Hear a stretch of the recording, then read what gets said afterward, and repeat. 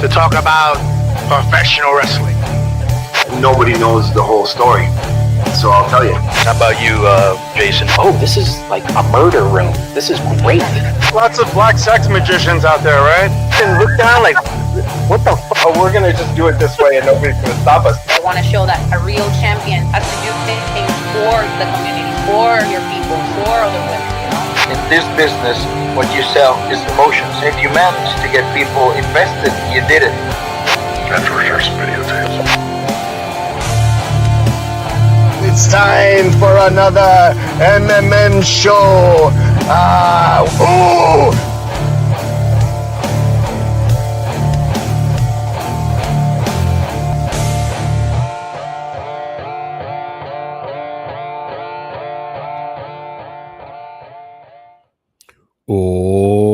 Welcome to another edition of Masked Mats and Mayhem. I am your host, Justin Outlaw Harvey. You can find me on social media at JustinHarvey75. You can find the entire show on social media at MMMshow75.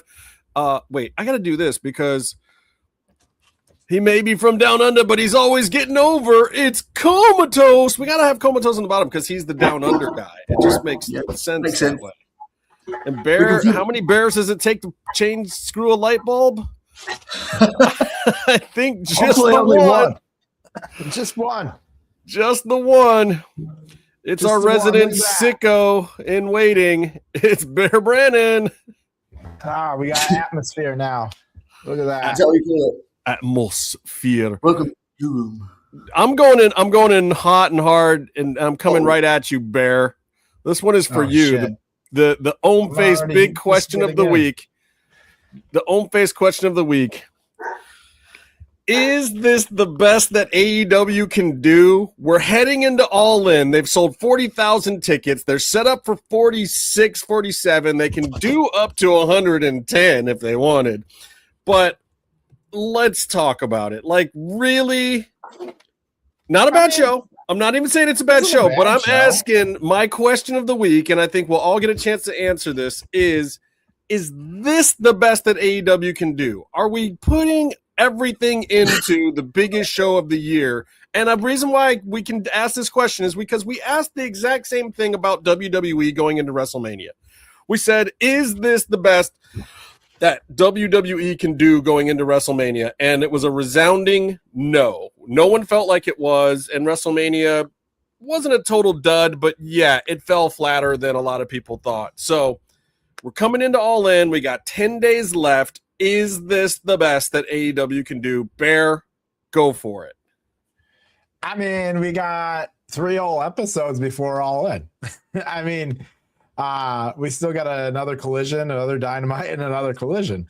But that being said, I mean, what more do you want? There's a bunch of setup that happened tonight. Darby got blown up. I mean, literally. Yeah. I mean, they also killed Will Ospreay there at the end. I mean, there was, chaos happening all night. You had the Mercedes and Willow a backstage brawl that rolled out into the I liked that one. The arena.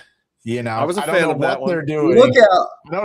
I don't know what they're doing with the trios match, but I imagine it's going to be something like the news anchor brawl from Anchorman. That's what it feels like it's setting up to be. Maybe, but Gabe Kidd was back. Excited to see Gabe Kidd back tonight. You have a bunch of. I like that one. I don't know. I think they're doing a pretty good job of setting all the stuff up. I mean, the question is going to be going into All In.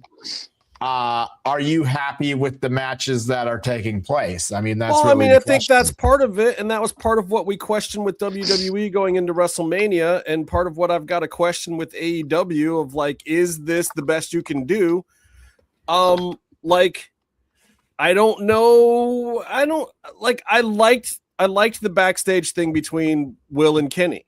I thought it worked, but also I'm still sitting here saying to myself, oh my God, I feel like we're wasting MJF. I think that MJF versus Will Ospreay would have been a bigger draw. I really do. Yeah. I could see it being a bigger draw, but they're clearly setting that up too.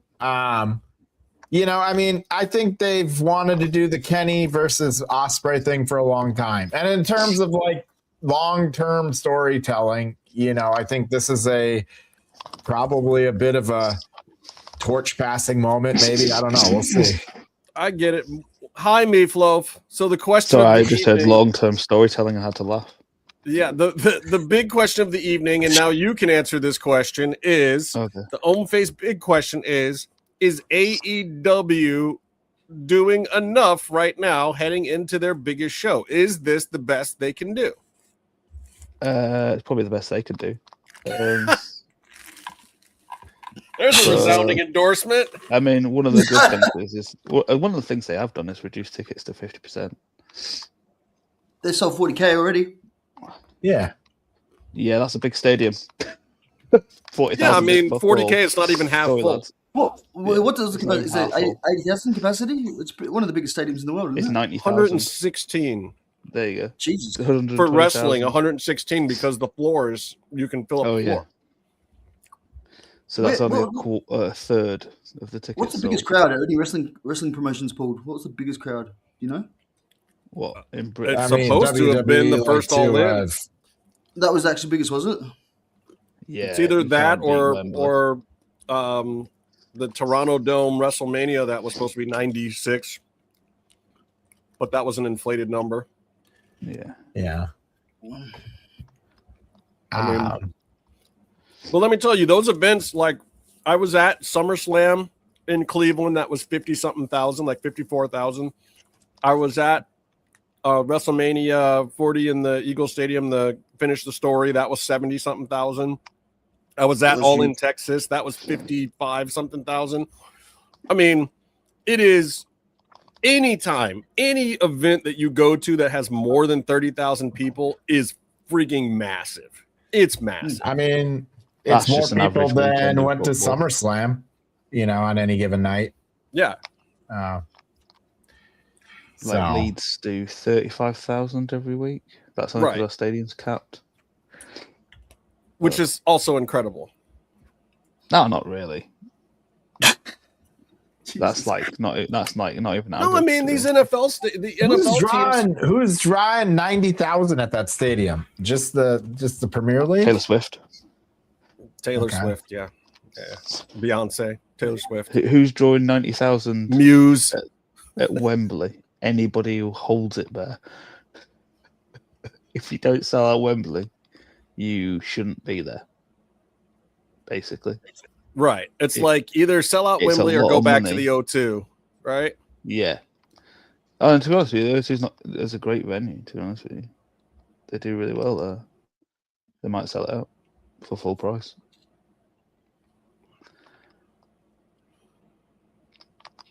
There's a reason, like, even WWE haven't played with Wembley because of the pure cost. You know what? I like the way that it's panning out already. I know that would make sense to go MJF and Ospreay, but at the same time, Ospreay and Kenny Omega is more of a dream match to sort of see. Because this would be the rubber match, wouldn't it? Because I think they've had a couple already. Yeah. And Well, they're then, one and then one. they're I actually talking like the the setup. story today. Yeah. And exactly. I actually like the setup of MJF and Andrade. Just with the Andrade. whole, yeah, I think it's cool because just because like it elevates Andrade as well for what he's sort of doing at the moment as well. They could make that something special, I think, and especially with the storyline with the ring and everything like that. I think it's plausible. I think it also spreads some of the talent out. The thing with WWE does a lot is they pool their talent to the top, you know, all the time. And it keeps it very top centric. You only have a few of the main guys. By splintering out some of the talent and not doing like per se the MJF, like the biggest draw match, you're now spreading some of that draw across there. You know, you're getting Andrade a bit of a run in that gauntlet, that casino gauntlet there. They're clearly setting up, I would assume, Ospreay versus MJF at some later pay-per-view for who's the real champion. You know, that's the whole thing with his belt that he's got going on right now, walking around with the With another fake belt. yeah, there's too many fake belts in AEW right now. And maybe not Well, fake. But like you've got Mercedes Monet walking has a around belt. Yeah. with her Owen belt, which no one has ever Yeah. done before. Like the Owen belt is supposed to be Yeah. the day you get it. It's a ceremonial belt, and you don't defend it. Like any belt that is not being defended should not be on the television show. Yeah, I agreed. And that there's just there's a lot of belts just floating around right now, and I'm like, they're just like accessories. I do like what they've done with the tag team by splitting it. Like I was saying, like into the trios is kind of cool because I think they've got that much talent that they can afford to do that and give more people, screen time. And not just that, but like I said, I think we have to talk about the trios thing because it is the Andre the Giant Battle Royal Memorial, whatever of All In, but also it's not bad. It's working. They've elevated that match between Moxley and Jay White was putting me to sleep. But then the Schmoz Fest afterwards, where the the entire trios division comes out again and basically saves the whole thing, and then Swerve teases showing up with the New Day or whoever the hell his tag team partners are going to be. That was like that saved that fucking match for me because that match was dreadful. Yo, I'm just excited to see Trench and Timu Brock Lesnar back in AEW. Timu Brock Lesnar. Oh man! Mogul Embassy getting back together, baby. It's the reunion I've been waiting for, even more so than Enzo and Cass. That's just they created something special there. I think the thing that did miss out on that though was to back up from Collision and actually bring Shane Taylor Promotions and Hurt Locker again because there was something going on. What do we call them? Business Syndicate. Yeah, Hurt Locker. Hurt Locker. What do you call them? Hurt Locker. Hurt Syndicate. Hurt Syndicate. Yeah, there you go. Whatever. They're not the Hurt Business anymore. They're the Hurt Syndicate now. They're just big and scary and strong. Yeah, but Bobby Lashley is definitely big and scary and over. No doubt. Bobby's intimidating in real life too. I've talked to and hung out with Shelton before, and MVP is a little intimidating, but he's cool. He's all right. He'll have a conversation with you. He'll chop it up for a second. He might not give you all of his time, but Lashley just does I don't even know. Really? Do you want to be famous, bro? Because you're famous as hell. He just doesn't. He doesn't see when I met him. Yeah, but I mean, he's just I don't know. On the Jericho cruise, he just stayed in the talent lounge the whole time. He didn't do shit. He didn't seem to want to be a part of wrestling. Nah, man. He's not about that flashy, whatever. He does his shit. Have you ever seen one of his suits, Bear? Yeah. Yes, I met him. Talk about flashy. Actually, my buddy filmed them going suit shopping in Boulder, Colorado, or somewhere around. Yeah. Maybe I just prefer Ernest the Cat Miller was there too, and he was walking around hey, you know me, right? You know who I am. I'd rather talk to Ernest Cat Miller. Oh my God, he was the best. He was the best. And I was introducing him to some of the younger wrestlers that didn't know who he was. Nick Wayne didn't know who Ernest the Cat was. I was like, Nick, you got to meet Ernest the Cat Miller. Dude, I would have loved to meet the Cat back in his prime with Norman Smiley, mate. I mean, bro, I think the Cat might still be in his prime. He hadn't lost a step. Attitude-wise. Yeah, right. Maybe ring-wise, though. I tell you, I got to meet MVP once when he came down under, and he's exactly the same as he portrays himself as well. That's weird because in the UK, straightforward. He was lovely. So when he was in the UK, I went to watch. Well, it's actually when I went to watch Pentagon for the very first time. I travelled 400 miles. To Preston, and basically MVP is where MVP blew out both his knees. Oh, same promotion, same ring. The best thing about MVP's knees are the fact that he blew them both out, so he just walks funny on both sides now. Yep, that's why I had to get him and say he can't be bowling with things like that, man. Yeah. Bowling. So he was just going because he's a big Man United fan. Ugh. But he was No, but basically he just said to everybody, "Oh, look, the game's on. After, like, come across, well, I'll go watch the game and hang out." And he's like buying over drinks and stuff. I mean, well, to But be this is fair, when his like Bex, kind of mainstream career was pretty much in the war. There, like, yeah. to be fair, Bex, I don't know that any high school age kid knows who Ernest the Cat Miller is, and that's about how old Nick Wayne was at the time. I think him and Billy Starks were fighting for youngest on the boat. They're young kids. I know my internet's probably glitchy as hell tonight, isn't it? No, it's been fine. Okay. But yeah, the It's a big, MVP I big walked step in. up No, over, Bobby Lashley walked into the lobby of a hotel for WWE, and he was stood there, and Jesus Christ, You see, why the long face? it's like a brick wall. I bet. He was. Did you have a successful MMA career, Bobby Lashley? Yeah. How do you go? What? Yeah, he's pretty good in the MMA. Let's look up his record. I've I seen a don't couple of his remember fights. him They were good. being. I mean, like obviously he's physically imposing, but I don't remember him being like I don't know that. He was 15-2 in Strikeforce and Bellator. That's pretty damn That's what's good. up. I reckon I've seen a couple of fights in Bellator. With his I mean, name. he had a 5-0. Now, don't get me wrong. Those, unlike UFC, they were feeding him, competition he could handle for the most part. But also, Who was the biggest name though? Did he take down any decent names?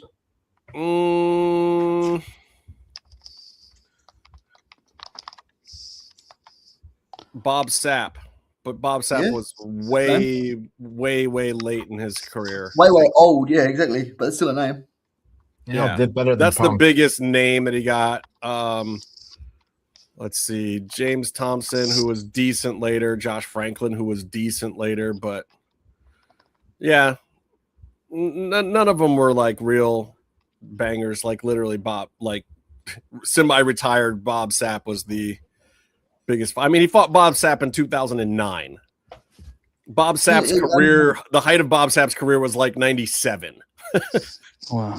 You know what I'm saying? Like 10 years after his prime is when Lashley fought him. But also, it's Bob Sapp. Like you don't know anybody that would take on even old age Bob Sapp. Like, and Lashley beat him handily. Like, it's not, just because he was past his prime, it's like even past his prime, Bob Sapp could beat 83% of every MMA fighter on the planet. But Lashley got past him. So, like, I mean, Lashley's not a pushover exactly, man. No, Lashley can fight. Like, he's legit. Like, he can legit fight. He might not be able to fight, but I don't know if you'd hurt him. It's just solid. Yeah. He's thick. And athletic, too. I mean, like, I don't know if there was that, there was a segment on WWE when he first came back where he was doing, like, some obstacle course thing, and it was just some stupid silly Vince thing or whatever, but like Lashley was doing 6-foot box jumps and shit. Like, dude is a fucking athletic specimen. Beast. Yeah, like he's definitely no joke. All right, so AEW is doing okay. Bear gives it the thumbs up. I think I still feel like I'm missing some level of spectacle here. And maybe it is because I'm WWE programmed from my youth, but like I just feel like you're going into your biggest stadium show of the year. But I get the matches and I see it, but like I feel like there's some pomp and circumstance missing here. I think there's some pops behind it. But I think for you though is that you don't like Kenny Omega like that. You know what I mean? Like I did. Like, I used to. I know. But and then to be fair, I think that's fair. I think it's Justin, you're not living 10 years ago. Yeah. I do think that there is some element of like, Omega's kind of on his, on the way down the card a little bit, if not out here sooner than later. But I think spectacle is, that Omega's still like in terms of like the way that Tony looks at it, one of their bigger stars. And so for them, this is like the dream match for a certain segment of the audience for sure. And I was feeling it a little bit during the promo. I thought the very end of the show, like, I get it, but it didn't get a lot of heat from me. I think I felt it better. Like, if we're going for the realism thing where it's like Kenny's a tweener, but still a face, and Will Ospreay is the white meat baby face at this point, right? I don't think even Omega or the face. He seems the full on heel right now, man. Like he's going heel. Yeah, man. Like I think he's fully. Well, like I liked the promo stuff because I liked the kind of the realism stuff, but then I feel it feels forced to me. Like at the end when Kenny's trying to get that heel heat with that spot, and don't get me wrong, like an over the hill past his prime guy in the main spot is not a problem for me. And WWE's done that plenty of times, and I can still get excited. I was getting excited about some of those later Undertaker matches when we knew, like, oh my God, when he does old school, it takes like 5 guys to hold him up on the ropes now. Like, but there's a way that you can manage the spectacle of it and still do that. And I just don't know that I'm feeling it sometimes. And maybe it's because Kenny's not as good a promo as some of those other guys. Yeah. Some of that. Actually, but I also think that. But see, that's on Tony Khan because it's a known quantity. We already know Kenny does not cut the best promos. So why are we letting him cut promos? Because it makes the most sense in the context of what the match is going to be. Because we all know that Will Ospreay is going to walk out with the gold. Like I'm assuming, right? Most of us would be assuming that, right? But it makes sense because they've got the history in that, and that's why Kenny's going to play that heel sort of character right now and have a dig at everything that he's done and followed in his shadow kind of thing. And it would make the most sense, storyline wise, and to be able to, make some sort of sense as opposed to what if you put him up against MJF. Do you know what I mean? It doesn't. It would be great. It'd be a great match either way, but the storyline and the history kind of really makes sense and sells it, I think. Well, right. MJF would have sold the match better than Kenny did. But there's no history. Just because he's better at the mic.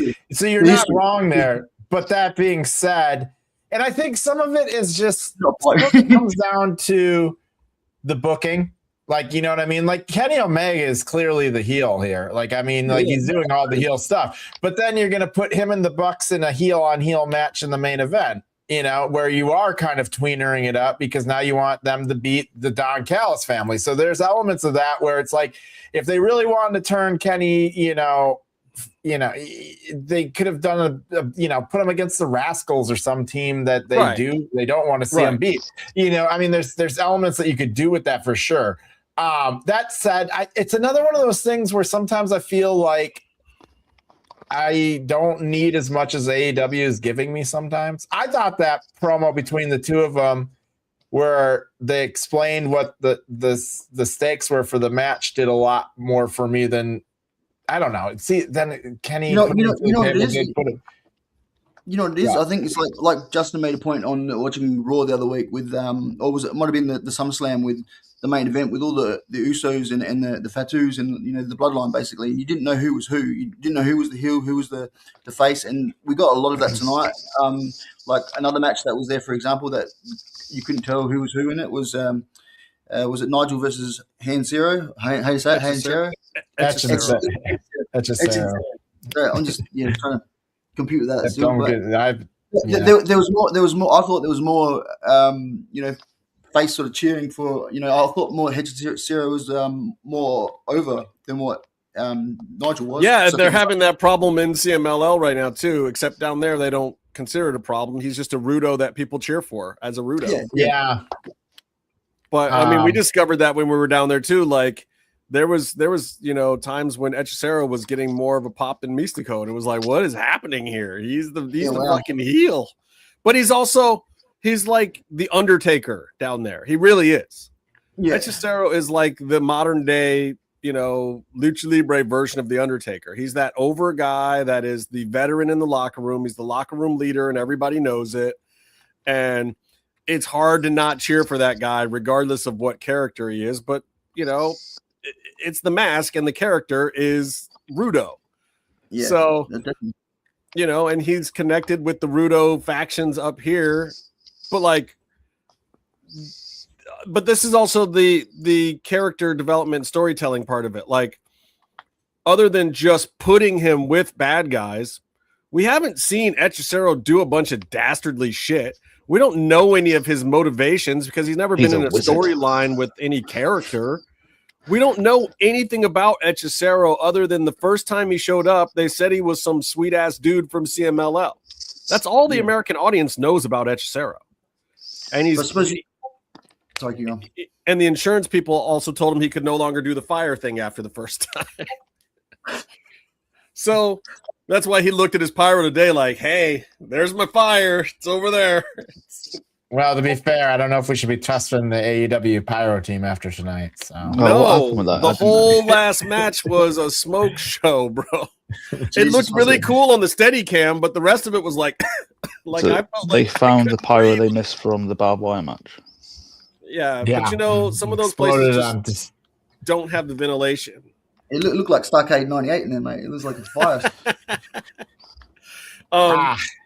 But like, yeah, look, AEW does have some issues with that, but WWE SummerSlam had major issues with face versus face and not knowing who was aligned where. There's still a little bit of that feeling with the bloodline. Like, is Roman a baby face or is Solo just the baby face, or like what's Solo's the man? Solo is amazing. He's about the only thing I like on Raw right now. Penta was definitely the most over Rudo in that I think I've ever seen. I mean, like there was 400 something people in the room. There were 400 people cheering for him to break somebody's arm. That is an over Rudo. Like, if every person, I don't care what size the room is, but if every single person is cheering for you to do something evil, that is an over Rudo. Yeah, no, for sure. This generation is Stone Cold Jr. Yeah. I'm trying to think. Okay, so Bear, what are you looking forward to the most at All In right now? 10 days out. What is the thing? Darby and Kevin Knight. They've really built that one up really good. You do know who the hell is the good guy and the bad guy here. Kevin Knight's been healing it up. Kevin Knight's been doing a really good job healing it up, actually. He is a great heel. I don't know if I ever want to see him be face again. I mean, I think he'll still be a great face at some point too, but like he's doing really good at the heel work right now. I'm excited for that match. It should be a banger. I don't know, man. That trios match, I don't even know what it is, but like I'm very intrigued by it. There's a lot of people involved in that match that I enjoy watching wrestle. You got Swerve in there, you got Ricochet in there, you got in there, you got Hangman in there, you got Gabe Kidd and the Dogs in there. Maybe the collaboration gets on there. That seems to be kind of what they're eyeing in there too. You know, even the Lethal Twist right now, like those guys have been fun to watch in the ring between what we saw in Mexico and that match that they had with, you know, Brodito and Hangman on Collision. They got some fun, innovative offense between Blake Christian. Man, you didn't even mention Blake. I just said Blake Christian, yeah. Oh, Blake. Oh man, Blake. That dude. Banger, man. You know what's going to be ridiculous, man. Those guys have some crazy offense. Lethal Twist is ridiculous. The banger match of All In, I'll tell you what it'll be. It'll be Kyle Fletcher take a shitter. No, fuck yeah. Shit. I didn't even think about that. That match is going to be awesome too. It's a Don on Don crime. That's going to be fire. Yeah, and actually they're building that one up pretty well as well. Like I like the story that's moved. Even I don't know. The Monet Willow thing is it's weird because like Monet in her promo today, I go, yeah, valid point. Everything you're saying is 100% valid. You know what I mean? Like Willow is like the quintessential like John Cena babyface, and there's elements of that that I think like irk me a little bit too. But like Monet called her out on all the things that I think that like sometimes. But Willow also went along with those things too. Like, yeah, people just like me because I just do my shit, even if it's dumb. But that's basically what she said. He's the biggest but the thing is that like Monet, like Willow did shove cake in her face and then dance around her in the ring. And it was we called it out then. That segment didn't make any sense for baby faces to be doing that shit. It was a total heel segment. But that's what I'm saying, where Monet is calling her out. There's some truth to this Willow being a bully thing. Yeah, but you say that's the Monet calling her out. To me, that is Monet setting up so that Tony Khan exposing himself for a poorly written segment. We'll see. We'll see how the story plays out. But I mean, Monet's saying it in the promos. I mean, she's addressing it in the promo. Right. Monet's just got to take the belt. Like, I do not want to see Willow come out of that with the win. I just don't. I think if we're gonna do a Monet run, it's time. Let's just put it on. Let's just put it on her and see what she does. Like, I thought that they should have sent her back babyface. I did too. I think there's more money in the Tekla match, but I mean, like, is Tech even going to be on the goddamn card? They keep saying the promo. They keep saying on the dirt sheets that she's going to be on it, and Tony keeps telling her she is. And I got to imagine it's something. But maybe it's Tekla versus Maya World. You know, that'd be such a weird step down now. Willow is a very good spokesperson for wrestling in general. She's a Karen. She's an LA Knight, mate. She's the female LA Knight. I'm telling you. Like, she's the female LA appeal. Como's not feeling the Willow. But with that the appeal, I understand the appeal of what she is, but like to me, it's just there's a lot of the way that she's been booked over the last year that makes it really hard for me personally to want to get behind her. And part of it is like watching her take you can't do this to yourself. You can't do this to yourself. Are you saying that Tony Khan's shit at booking things? I'm saying that me and Tony Khan don't always agree on it. I just agree with more of his booking decisions than anything. I tried one, dude. I flipped on WWE Raw for like 20 minutes on Monday because I was gonna hop on the show. And dude, I could not. I was like, this sucks. This is so boring. I watched the Becky Lynch segment. You picked the worst thing. And then like the Javon Evans match, and I'm just like, dude, this is just blah. Your boy Bouncy, bro. Your boy Bouncy. Like, there's nothing here for me, man. This all feels like filler bullshit. The thing is, though, is that the two things are not mutually. Feel the love. Have to put together. So if Tony Khan's shit at booking, it's not purely but Triple H is worse.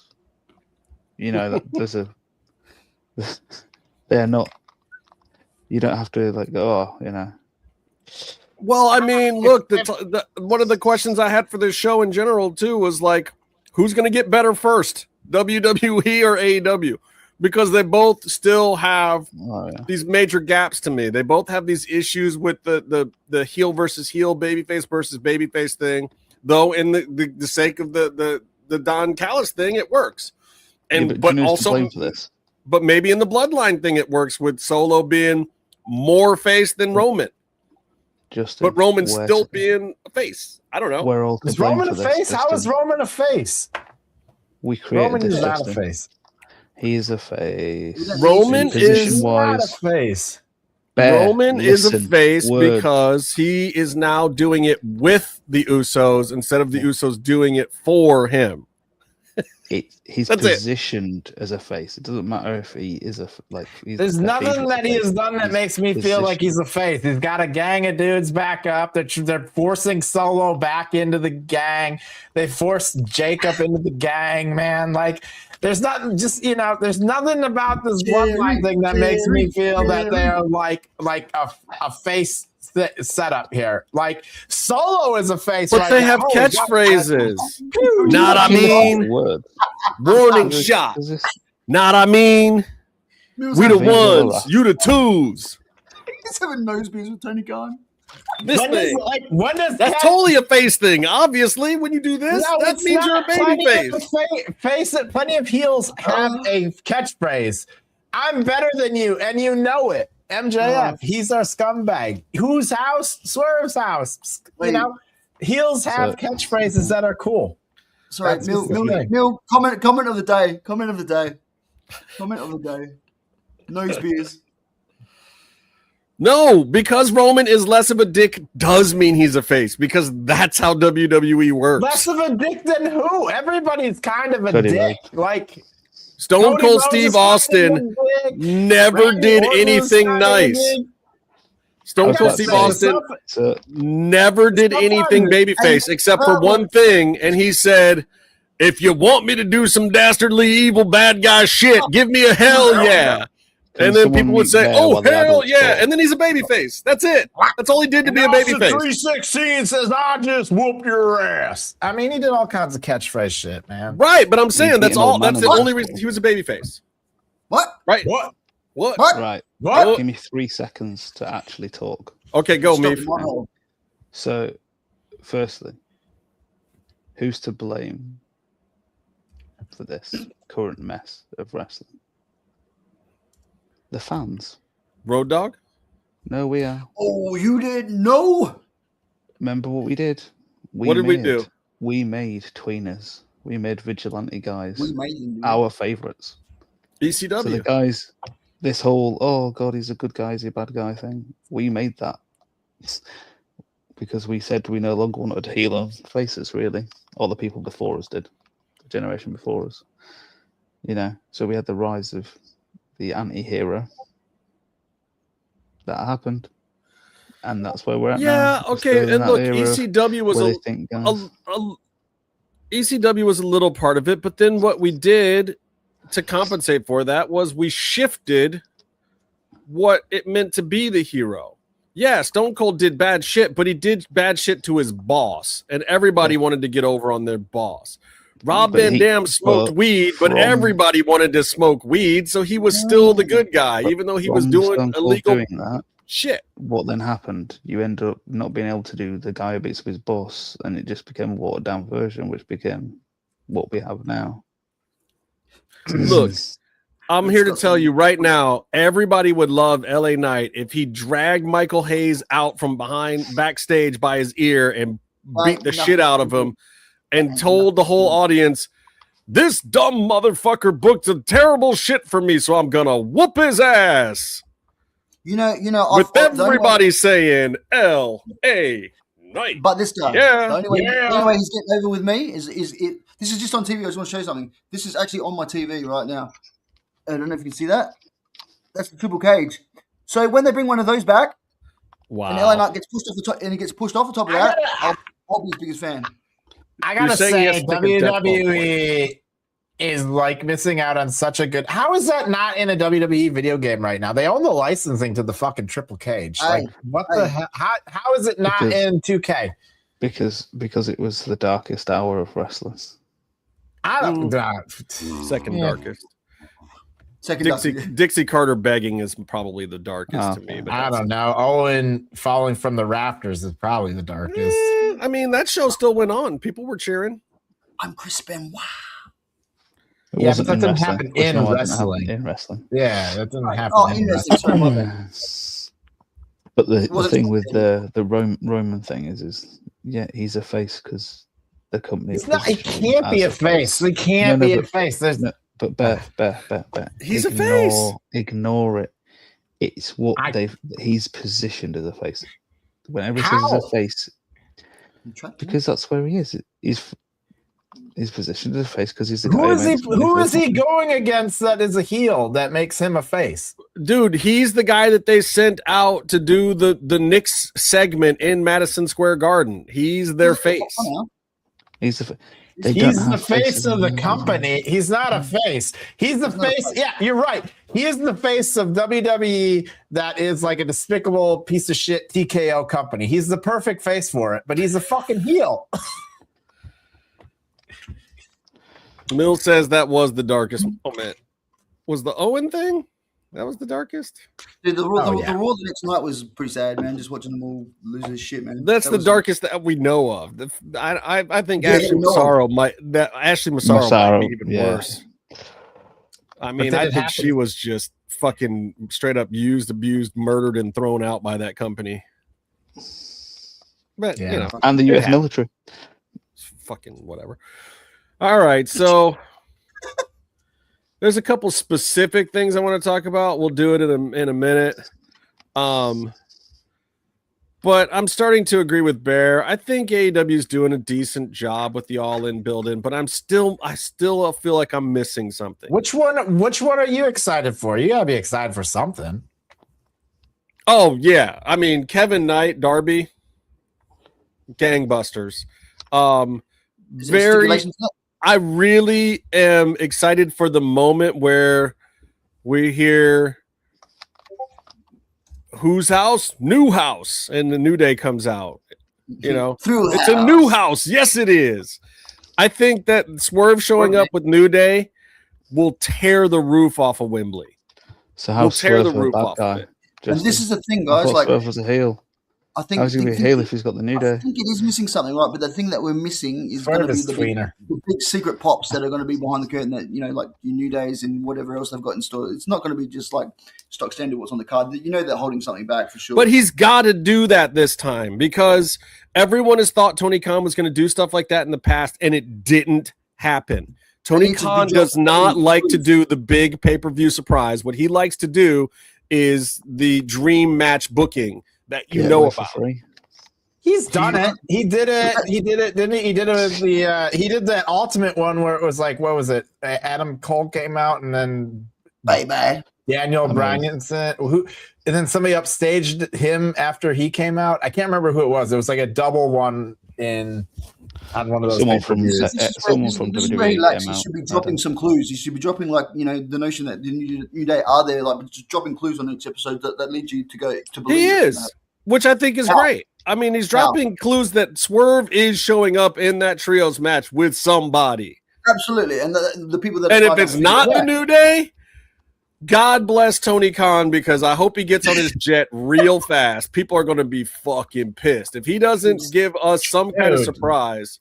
It's Tony French was in that one music video. Bella Twins. Oh man, if it's the Bella Twins, oh. No, it's gonna be Enzo and Shotzi Blackheart. Maybe Keith Lee's coming back. No, Keith Lee is done with wrestling, bro. Keith Lee is I wish they would book Shotzi and Leo Rush on that card. Blame Jericho. Yeah, Shotzi and Cross, I think, are the two that we're not gonna see in AEW. Well, I want Leo Rush. Sure, there's a few others. He's a draw, man. He's a draw. I don't think we're going to see Aleister Black in AEW again either. Although he did do that promo that went called back to the Malachi stuff. You know, there's some other people, like we still haven't heard what's up with Kairi Sane. I don't know if her 90 days is up or not. This could be a pop. But see, that's the other weird thing about those WWE releases is that their 90 days weren't all activated right then. Some of those people were just told, like, hey, you're not getting renewed. So they could have had a month or 2 or 3 months left and been told they're not getting renewed. They get paid out for that. Then they have a 90-day no-compete after that. And they just get told not to show up to TV. Yeah, Bailey was my next question. Yeah, exactly what you said. Yeah, when did Bailey's contract get up? Bailey's contract is not up until January, from what I understand. Okay. It sounded like it was already up. But she has not re-signed. From what I understand, her contract is not up till January, and currently she has not re-signed. I know there's a lot of speculation that she'll end up at AEW, but I think that the contract hasn't even gotten to Bailey yet. I think the contracts have gotten to her people, and her people have said more, please, and we'll see if she gets it. I don't even think she's even had a chance to negotiate herself yet. I don't even think she's in the conversation yet. I think WWE will come back to her with a higher offer, and then we'll see if she sticks around or not. But I don't think she's even really in the major negotiation part. I think people just caught wind of the fact that her people didn't accept whatever the very first offer was. So she is not renewed right now, and her contract is up at some point in the next 5-6 months. Not soon. They wouldn't be putting her on TV and using her if her contract was up in like 3 weeks. WWE doesn't do that. So what's Mill's question here? Who is the Nightmare in AAA? Tall, long hair, looks like a WWE person. He's from NXT, he's the guy taking on Psycho Clown. yeah, it is. It is Yeah. an NXT guy. He's some bum from NXT. It's what's his name? Somebody said it. Isn't it I can't remember the name. Doesn't matter. Doesn't He got Psycho Clown. Way to put Pissed the me guy off. over. No, quit attacking Psycho Clown. No, he should be attacking Psycho Clown with a machete. No. Why? Psycho Clown's awesome. Why do you want to? Look at this. Fair. Check it out, me. Fair. Check it. I'm Check it not out. looking at it. Check it out. Look what Can't you see I'm the look of concentration on Meef's face right now? Well, no, it's just no one will ever respect Bear as a human if he continues to show Psycho Clown masks. Dude, I want the one where it pulls off and it's got the other stuff. How do I get that? That would be You cool. buy it off Like- him. Bro, as soon How as much I do you saw not buy them them, put though? that on TV, I was like, that mask needs to be selling out everywhere. How do I get it? I want that mask. That Psycho mask Clown was saw me dope. that match. Meefloaf, you had to even like the face off mask. Come on, Yeah. bro. That's sick. It's a genius new tongue. way of doing This things. is the Como thing. However, it's still attached to Psycho Clown, the worst clown. I think you guys need some time alone. in the You room. think Psycho Clown is worse than Dave? Dave's way better. You think he's worse than Doink? Oh, which doink? Yeah, exactly. Either It depends or. on which doink you're talking about. Oh, Have you ever seen Psycho Clown wrestle? Yep. Dear Lord. Oh yeah, he's awesome. Everything I want in a wrestler. I mean, Psycho Clown really should be a juggalo. I could see why Meef would kind of like him. Whoop, whoop. Psycho Clown would be a great juggalo. Like, You can you take- imagine take- Psycho Clown and Willie Mack as a team? Have they ever done the gathering thing or anything? I feel like they should have been in some of the Juggalo stuff. They've had a lot of big names at the gathering, but they've never had, I don't think, anyone out of AAA to my knowledge. That's crazy. You would have thought that whole clown, because there was like a gang of those clowns down there for a Yeah, while. yeah. That's why we used to say AAA is full of a pack of fucking clowns. Yeah. Literally. You had Psycho, Dave, Murder, Pagano. Pagano, yeah. Pagano. Big Oh, There was like Pagano's the 4 or best 5 clown. of them. Yeah, actually enjoy Pagano. No style. Yeah. I'm sorry, He's but getting Dave WWE Dave stuff. the Clown is the most creative wrestling name of all time. It's even better than Big Bad Steve. Oh my god. Is that Steve's kid's name or Sting's kid's name? Oh God. Sting's kid. Can we just talk about why Darby had to get wrecked instead of that little punk ass bitch? I think he's getting wrecked next week. I think he's going to get wrecked next week. I hope so. I think Kevin Knight's going to do some dastardly shit to Sting's kid next week. I will say this. If AEW does some type of attempted murder on Sting's kid on television, I will hunt down LA Knight for Comatose. Well, here's the thing, though. Here's the thing that you got to understand about what you just said. Because you just made a deal with the devil there with Tony Khan. Because if Steve Borden gets jumped by Kevin Knight or does something happens, then Sting's going to make an appearance at All In and cost Kevin Knight the belt. Like that's makes it even worse. I know that's what you just asked. No, what I want is no involvement from Sting or his children with one of my favorite wrestlers. No. This is like when you make a deal with a genie. Are we in agreement then that Sting is your LA Knight? Maybe Kevin Knight's favorite wrestler growing up was Sting. Maybe this is a dream situation. If for him. Kevin Knight's a little stinger, I will never root for any black person with a belt ever again. Where did Sting touch you? That's a lot to put on. Did Sting touch you Kevin and make you go, woo? None of my homies. I'll never cheer for Kevin Knight comes Swerve out or with the Shane reverse Sting Taylor face paint. or Athena or Willow or Mercedes. I'll never What about cheer. Maya? What about No. Maya? You're gonna stop cheering Maya? Okay, Man. okay. First of all, Sting. while we're on the subject, we got to talk By the about way, Maya. We got to the talk about Maya for a crowner. second. They Okay. crowned her. Tonight, all the- Bear was right, everybody. I said there's no way. The only reason to do a 4-way match, I said this, the only reason to do a 4-way match is to take it off of her, but let her have some dignity. And they left it on her. I was crowned her. not expecting that. And she That was got amazing. the pin on stat. Yeah, Including Saul. Yes, Saul is black, so it would include Saul. You leave Saul out of this. He's my baby. I love you, Listen, Saul. that win Yeah. was impressive for Maya. Like I loved it. everything up until That was the now happiest I've was- been being wrong all week. That was amazing. I was very happy. She just took a pin fall over stat in a match that had Persephone and Sheeta in it as well. You're giving it Yeah. credibility, right? And like, as much as you could say, oh, this is a feel-good story or you know, kind of fluky, this 100% cemented her as like TK really believes that he has something here. I loved it. I loved it. I still think she's a little green in the ring. I want to see a little bit more. She is, and she's had some botches. She's had some bad spots or whatever. Like, you know, let's be honest. Like, she has not had a flawless run.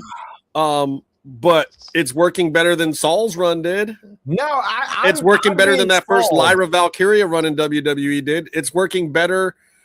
Okay, I'll tell you what it's not working better than. It's not working better than Julia's TBS run, where she was one of the top stars in the company. Actually, I think it is working better than Julia's. Because all right, I'll say this going into. All right, here's my counter to that. Julia's House of Black run, that shit was over. Yep. Hold. So here's my thing. House of Black Julia going into it, high expectations that I just don't feel like were met for me. Like, I was kind of like, okay, I really want this is cool, but then seeing her actually do the run for me left me a little bit of like, not ready was kind of what I felt like going away from that. Maya's run, on the other hand, I went into it going, ooh, I don't know about this. Like, not sure about this. But the longer I've seen it go, the more I've been like, you know what? Actually, I kind of see it. Like, and she's not perfect, but like I can see the vision and I see what they're doing, and I'm sold on it. I think she is a pretty good champion. I mean, I'll tell you what, dude, I was in the arena for a lot of that Julia run, and the pops were crazy. I mean, and she was kind of a heel at the time too. Like, House of Black was still healing it up a little bit, but like they got to the point where they kind of just had to go with her as a face because she was getting just these monster pops. She was getting these monster pops, man, and it was just like it hurt so bad that she got hurt and then came back, and now she's kind of, you know, a low B tier player because, man, was she great run in Stardom. Yeah, I know. And she's still young. There's plenty of time. Yeah. I think for me, it just left a lot to be desired from like the character work a little bit in that run. And I think that was the thing for me. I was like, you can't, as much as Jake Swagger would love to say it, you have to be more than the hat. You know, and that's sort of what I felt with Julia coming out of that one as well. She was selling the hat, though. She was selling more hats than Jake ever sold. But like, there's always been a thing with her and like a character work, but it's weird because you're seeing some of it start to creep in. I think pairing her with Tekla has been really good. I think you're starting to see some of that creep into her character, and I think you see some of it a little bit when you're watching some of the Stardom stuff where she gets to kind of maybe be a little bit more freer than what she can do in AEW. Right. So like, I'm excited to see where Julia goes. But that being said, this Maya run has been great. Like, I don't know. I'm a big Persephone fan. Like, and so clearly, you know, putting the belt on Maya then was just like a weird thing for me of being like, I don't know. She's kind of come out of nowhere. She was in this tag team. She had that nice little run there in the Owen. And then, you know, and then I felt weird because it was like her brother died. And there was like this little bit of like, well, her brother died. And it's like, that like, the blending of kayfabe with like real life stuff there kind of was a little bit weird for me. I don't know. Well, and look, it's not like Vince wouldn't have done that back in the day, but Vince would have just made her fucking lose. Vince would have pulled at the heartstrings and told you all about the dead brother and how she really deserves the win, and she would have still lost on her birthday at home with her mom in the front row. Because that's how Vince did it. Won the belt at her birthday. I mean, there was just like all these but I've always kind of liked that shit. Like the one match where John Cena brings all the little kids out during his last run was the one where Brock Lesnar squished him. And all the little kids were crying. And I was just like, that is old school Vince right there. And Vince might be the worst person ever on the planet, but at the same time, there's something to some extent. They still buried her not buried her, but like Monet got the title, like the tournament win. You know, but then they gave her the TBS title on her birthday. And it felt like a little corny to me. And I think a little bit going on to that whole, we get the title on your birthday thing. But that said, like, I think she's earned it now. Like I've come away, especially coming out of this match, and be like, all right, cool. You're gonna put her over, man.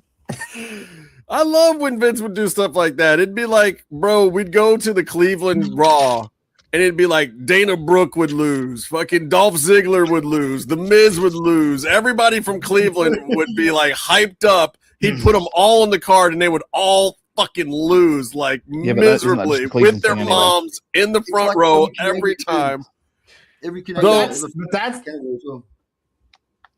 But that's why you would get these matches that sometimes feel bigger in WWE back in the day, because you would build these people up that you wanted to see lose because they did all these terrible things like beat your hometown hero and everything. And then finally you get, I mean, that's why Cody's finishing the story felt so good. That is part of the wrestling formula, is that you have to let the crowd down enough so that when you don't, it matters. So, and it's one of the things that like AEW isn't that good at. You know what they are good at though? Like, when they find an Acclaimed, Tony will pivot sometimes and just be like, wow, the people really want this. Let's slap it on these kids. And he did that with the Acclaimed, and it was a smart move. Just run with them as these crazy babyface champs for a long time, sell the merch, let them pop the crowds. Why he ever stopped it, I don't know. But the fact that he did it, and they weren't really slated to be where they were. And it was just like, oh, yeah, the guy that comes out and raps and the other dude, yeah, they're getting over. Put him with Billy Gunn. Let's do a thing. And, like, let it go. That's one of the things. And Maya was obviously one of those things, you know? It was like, hey, yeah, she's down on her luck, but this girl came in here. She did us a flavor when Tegan and her girlfriend messed up. When they came in and they did whatever they did, you know, no judgment, but Maya and Hyann stepped up. And I want to see more from Hyann because, like, Hyann can go. Like, Hyann fucking wrestles. I've seen her tear some girls up. And, like, Maya's getting this big push, and we haven't seen shit from Hyann. they were tag team partners. Like, I know she's been taking Maya's pins. Right. They've been pairing her with Maya and protecting Maya by having her take some pins and some multi-team matches is what she's been kind of that fall person for that. But she's been getting a little bit of work on some of the main roster. But yeah, she's the pin eater right now for Maya for sure, to protect her a little bit in these multi-team matches. Yes, I love cake. Who doesn't love cake? It just depends on the kind of cake. All right, we got more to talk about. Don't anybody go anywhere. We'll be right back after a word from our friends at Face. Can I do this now, Byron? Yeah. Are you doing the new one? Yes. This is phenomenal stuff. It's the Trios set, which is the basic set that everyone should have. You have a wash, a toner spray, and then a moisturizer. I'm going to crack this bad boy open because I want to prove something to you guys out there about Face. This is phenomenal. Everyone, pay attention. I've been using these products for about a year and a half now, long before we were sponsored on this show. by Face. And it's simply because these products are as easy as 1, 2, 3. Right, Byron? You've been using this for a while yourself, haven't you? Yeah. Number 1. Right there. You see that number 1 on there? You can't mess it up. The beginning is 1. You start with number 1. This is your daily face wash. This is what's going to exfoliate, clean, cleanse, and heal your skin so that you can have the face that you want to have. You want the face that rules the place. This is where you start. Step number 2 is the spray toner, okay? So once you've gotten all the grit and grime off with number 1, you're going to this step, which is restorative. This is what's going to get you back on track. Step number 2. It's a light mist. It's friendly. It's herbal. It's refreshing. And it's going to bring your pH balance back into play. Then, and this is my favorite part, man, I use like 2 or 3 little squirts of this stuff and it goes all day. This is your step number 3. This is the Face moisturizer. This is magic. This is the full detail that you get when you go to the car wash. This is what makes it shine. This is that final coat that brings back that youthful look, that rejuvenates your skin, that heals the cracks and craggles and wrinkles and brings you all back together. If you want to incorporate it into other products that we've shown, like the eye patches, the eye masks, you wash, you do your toner spray, which feels amazing, and then you put the patches on. Or you can put the face mask on, the Zorro mask they sell. And I've been using it for approximately, I think, 7 months now. I recently went to a dermatologist, and she's told me, really good genes or you're doing something. And I was like, I am doing something. It's called Face. That's how I genuinely feel about these products, and they're super duper easy. Steps 1, 2, and 3. But let me tell you what they say. Get ready to seize the day with a 3-step daily routine kit that's simple, easy to use, and gently formulated for healthy skin and a better shave, which I needed to do today, but I forgot. www.omface.com, MMM20. Get that discount. Get your daily trio 3-step skincare set. They've done it for you. 1, 2, and 3, 1 box. Do get 20% off. Do yourself a favor. Get yours now. Get it now. Get yours MMM. now. We're supposed to have a new product for the month, but Byron is working on a new show that I can't talk about. And it's not a mayonnaise commercial. I know what the product is, the refill kit for the travel pack, but I didn't get the copy for it, and Byron has it, and Byron's not here tonight. So I promise you guys a fresh Face read next week where I get to say Face a whole lot. Yeah, you know what you do with them female Eskimos. You rub noses. That's all you do. That's all you do. You just rub noses. That's it. You just get in the tent and you go. I'm British. I'm not going to say what I was going to say. Yes, sir. Can we talk about Sol Ruca? Yes, we can. End of the week. Let's do it. What a match. Look, we talked about AEW for Bear. We let Meefloaf say how terrible AEW was, and now we get to talk about Sol Ruca. I mean, I didn't say how terrible it was. You guys did it for me. I don't have to say anything. You just point out how shit it is, and at all points why it's so bad. As good points. Look, if you do get money or you have friends, tell them to get the Face, because literally, like, get it. I did my whole treatment about an hour before the show tonight, and I feel like it's working. I got the moisturizer going. Yeah. Just remember, we your boys. We'll hook you up. MMM20. I need to ask Byron if they would like a not a spokesperson per se, but a celebrity endorsement. No, a guy's free. Probably. You know Anthony Agogo? Who? I could probably. Who? Know each other. But we're talking about Sol? Yeah, okay. So I do want to talk about the Sol Lyra thing. We talked about it a little bit on Monday. Is this working? Are we rehabilitating Sol? Because like Man, it was real touch and go there. And I know we talked about it a little bit on Monday, but then I was thinking about it again. I was like, dear Lord, I hope they save this child. Like they had lightning in a bottle with her. I think she's got the look, she's got the charisma, she's got the work ethic. She needed to learn how to be a little more violent, learn a little strong style, a little, aggressiveness, that ruthless aggression type thing. She did need some of that, but I felt like she got it. I felt like she got it more than 𝔸𝕗 did, and that's why she got bumped up and 𝔸𝕗 didn't. And then we get to that run, and that run wasn't great. It was not great. They put the strap on her, but then I felt like this week was not just a little step in the right direction, but a huge step in the right direction. Oh god, yeah. If you compare how it went from the Raquel Rodriguez match, what was that? 3 weeks ago. 3 weeks ago, yeah. That was sloppy as today. Wow. But in saying that, it's a bit weird because they were, Raquel and what do I call her? Little mini cake. They were all, cupcake. Yeah, cupcakes. They were all in NXT with her, so it's surprising that they didn't put on, a good match as what her and Lyra did, because I think pairing her with Lyra, because they knew each other so well, you know what I mean? They can bounce off each other, and they work well together, you know what I mean?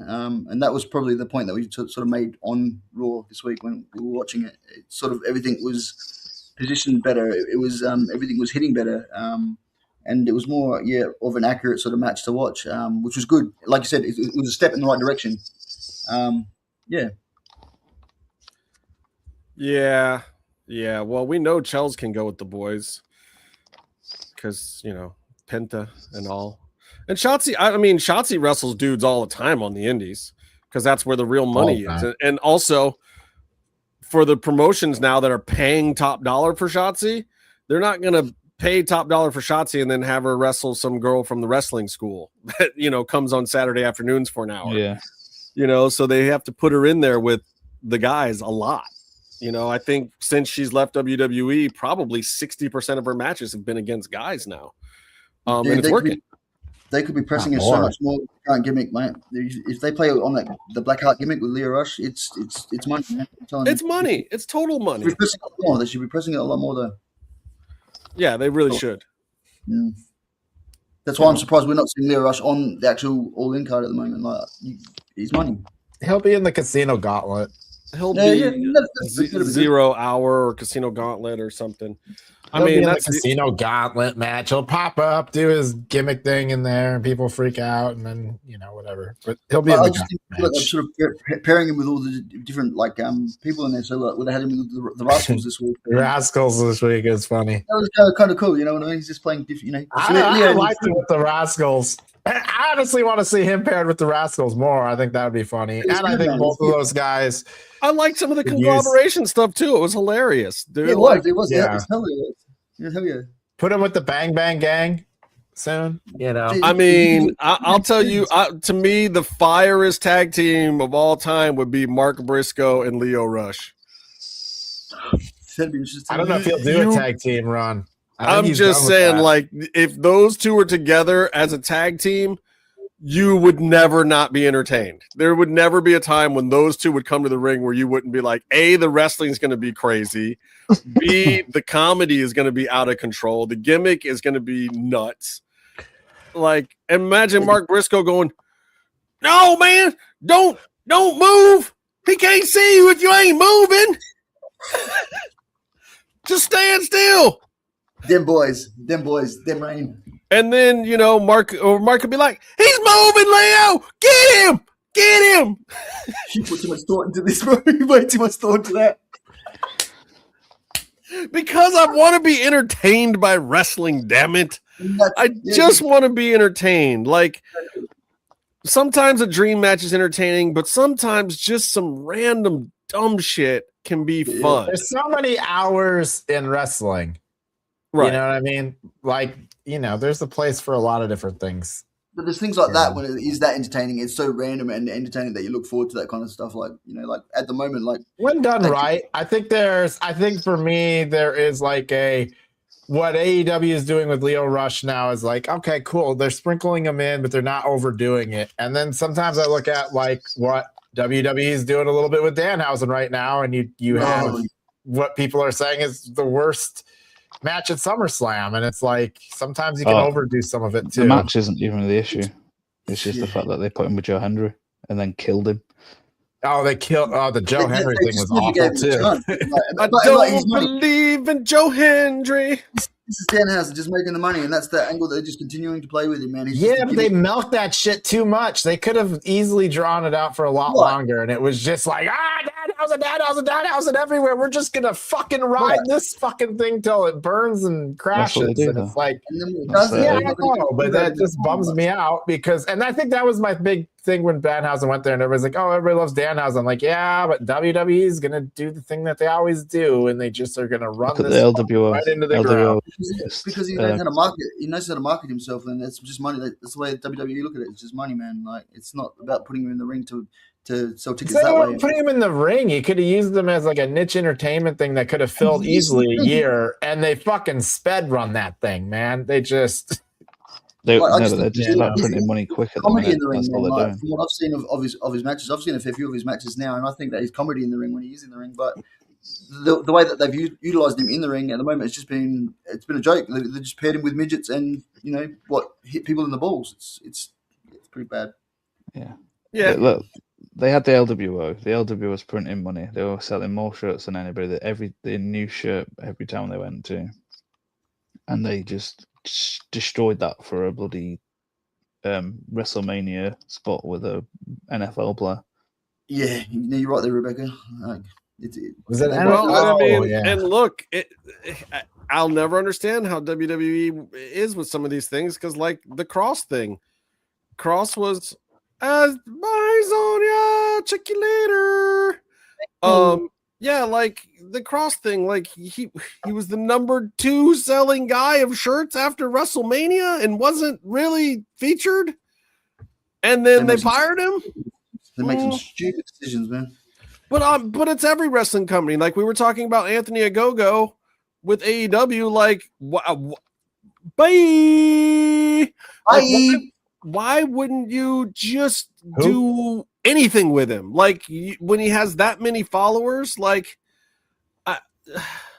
I just don't even understand. Like why I would put that dude on the 0 hour every show. If you're gonna put the Costco guy on, put that guy on. Same with Danhausen now, but Danhausen TKO has issued a mandate that Danhausen has to be on all the big shows in some way. Yeah, and I get it, but at the same time, it's like pepper it in a little bit, ease it back, pull it back. Don't just if you were to take Danhausen before he entered WWE, right, and you got to like market his gimmick, how would you market him to be better? For me personally, I would have paired him with someone like R-Truth because I think that would have been comedy, man. And like I said, the other skit that I did see that I was hoping for was him to come across the boogeyman because he's the only person that he can't curse, and they could have played a wicked angle there, man. That would have been mine. I mean, I thought they were right on the money doing the Frankenhausen thing, but the payoff wasn't Frankenhausen. What did he even? Should have been Braun Strowman coming back. Yeah, anything, just anything. Like he should have built a Frankenhausen. It would have been hilarious and stupid, and the audience would have loved it and ate it up. And they could have run for a year with it. Bring Big Cass back as Frankenhausen. I mean, they should. That's what it should have been. It should have been a tag match at SummerSlam with the Frankenhausen versus probably like Exactly. Protect him, keep the gimmick going, sell all the merches, make all the monies, and Danhausen has a storied Hall of Fame career off of a 2-year run, better than Elias or any of these, comedy acts. You know what I'm saying? Like, but they just, I don't know, man. Like they went soft immediately. Like they were on a good roll and they just lost it. They've cursed themselves, mate, and they've cursed people like the Miz too. Because Miz's gimmick is like cursed. The freaking it's so stupid. I don't know. They botched it. They're getting Saul right. I'll tell you. Excited. And they see something they're doing well and they just go all in and just Solo. They need Solo. They're doing right. Solo's coming into himself. Holy shit! I lost a bit of respect for him this week. So the biggest problem with Solo is, you know what's not happening with Solo? It's not selling any merch. Yeah. But get him a T-shirt. Pew. Get him a T-shirt that says pew pew. Yeah, on a T-shirt. That's sell like gangbusters. Maybe team Solo up with Danhausen. Yeah. They're gonna. This was the past few weeks with Solo. He was starting to go uphill. They were letting him get into his own creative. He was getting funny, like he is. He is actually naturally funny. He's got that. They got that. You know, that charisma. But then they had to go pair him with freaking LA fucking Knight, mate. And that's you just ruined your career now. Like you could pair him with Danhausen, you would have done better, mate. I'm telling you. That's how I felt when Darby came out with Sting's kid. Man, both of those guys were good choices. You know, LA Knight is great with Solo. Steve Kidd's great with Darby. It's like full circle here. Sting mentored Darby. Darby's mentoring Sting's kid. It's just, you know. Oh, Justin, imagine if Sting got together with LA Knight. We could just double hate watch them. That'd be amazing. Oh, please. That would be the best. LA Knight and Sting together. Oh, yeah. Oh, yeah. In some high school gymnasium. The only thing that would make that better is if it was Psycho Clown there too. Oh, Mill is the best, bro. Sorry, not sorry. We'll never give a fuck Hausen at this point. I love that.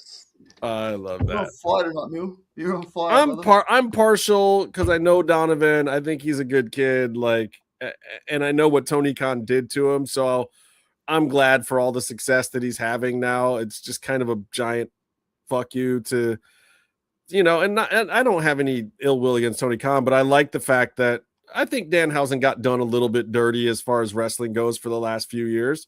And like he put money into his own spots for AEW and then they didn't use them. And then they took him off TV in October and then he wasn't seen on AEW TV for 16 months after that. And then he came out and did an ROH spot in New York and then one AEW spot and then wasn't seen again until after his release. It was crazy. It's crazy. Like, why are you employing this guy? Like, if you don't like him and you don't want to use him and he's garbage to you, the guy asked for his release, then just let him go. It didn't make any sense. And he was the number three. He was the number 3 merch seller for the year for AEW, the year that he wasn't on TV. Well, that's why you hold on to him. I guess, but Tony Khan doesn't really care about that kind of shit. No, it seemed punitive. It seemed punitive. And don't get me wrong, I don't know the whole story. So maybe Donovan told Tony Khan to go fuck his mother or something. I don't know. Like maybe he did some out of line shit and Tony was punishing him for a reason. Who the hell knows? But also, like, it is cool to see that guy get out of the contract and just be like, and go to WWE where everyone was like, no, there's no way. This is some bullshit. And then make millions in his first 3 months. Millions and millions of dollars. He really did make all the monies. Impressive. Yeah, I think it's one of those coma talk moments where we say that common sense ain't that common anymore. It's just, that's perfect. Good times. Yeah. Like you can't. You got sense. Yeah. I really want to see them do something with Trick still. Oh yeah. Yeah. And so Carmelo. Poor Carmelo. Carmelo. Although Carmelo coming in and making the between Big Cass and Corey Graves, that'd be funny. I mean, look, Carmelo will always yeah. There's just, there's only so much that WWE could do. But I think pair them together and give them a tag team run, man. Pair them together. WWE, like, as long as they don't go back to whatever they were doing 3 weeks ago, like they have gotten better since SummerSlam. SummerSlam. and I know you said the second night of SummerSlam was decent, but I just thought SummerSlam was a miss in a lot of ways. Like the lead up was off, the storylines were off, and wow, yeah, like they're in a better place now. AEW is in a better place now. I think literally they're in a race to see who can not suck faster. Yeah, they're doing pretty well. Like, but I'll say this about tonight's AEW show. I felt the same as I did about Raw. Like, it had a few things that missed for me. Like, I didn't like the Rey Mysterio match on Raw. I didn't like the Moxley Jay White match tonight. I get the Nigel McGuinness going over 𝔸𝕃𝕄 thing because you're building this story towards Wembley or whatever. I don't know how the fuck they're going to pay that off, but I mean, it's Nigel McGuinness. Yeah. It's England. It's Wembley. Of course it's him. Like, I didn't even think about that at first. I'm thinking, 𝔸𝕃𝕄's got a chance. No, he didn't have a fucking chance because they're building to Wembley. Anyway, we'll see. Like, I'm curious to see if both companies can just keep it going. Like, Raw was definitely in the realm of not suck, but it was in the realm of not suck because it was a lot of AAA this week. And AAA is one of the better products out there right now in general. Triple Mania, though, let's be honest. I gotta say, man, there's some stuff I've been liking on SmackDown. I caught it on a plane, and I was like, okay, there's some things that are happening. I don't hate the Punk and KO stuff. I don't. Right? No, they're it's good. a bit of a rehash. It's a bit of a rehash of the Kingston Punk thing from AEW. Isn't it a rehash of every Punk feud that he's had in WWE? But these ones are like pulling back to like the sloppy fat guy from Ring of Honor that Punk didn't like because they weren't professional the Kevin Steen thing, yeah. And he wasn't. Yeah. Which is what makes it a good storyline. I used to see Kevin Steen matches back then, and I didn't like them because I was like, who is this big fat sloppy piece of shit that is not protecting the other guys? I didn't like Steen back then. I like him better as a WWE wrestler. I like KO better than Kevin Steen. Either way, I like what always. Oh, Phil's muted. Bear, this is fantastic. Yeah, that's how we all are, man. Like, we just say it how we see it, and if nobody likes it, fuck them. I've always been that way. I speak truth to power too. Fuck it. Hundo. Well, back on the AEW for a second, right? Moving into this All In in London. You've got the Birds. You've got Ospreay. You've got Nigel. Are they all going to go over? It's a Tony Khan show. They could. I'm curious to what you guys think about that. I mean, look, he put the belt on Paige.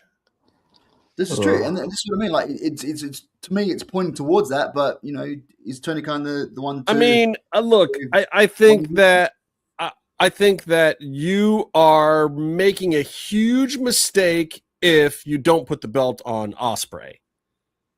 Yeah, correct. In Wembley, that's the only gimme, right? But I mean, you could not do it, but I just don't see. Like, this is a place where you've tried to do 3 or 4 huge shows, and you can't really afford to let that crowd walk away without that win. You can let them walk away without a Nigel. Like, look, it's Nigel. If Nigel gets into a match at Wembley and loses, the people will feel for him. It'll still be a good moment. Like, they'll have gotten to see their guy, but they know that he's past his prime, and they're already building the story where he's got the injury and whatever. Like, you can totally see that. The Birds?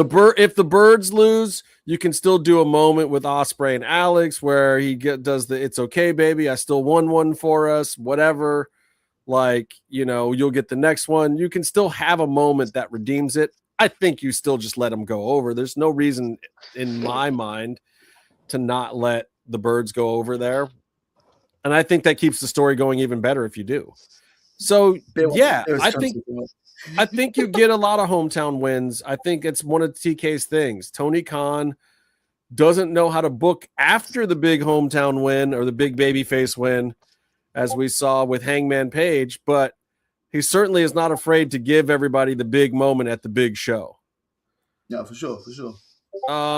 It could be. If Nigel was smart, he would let it be.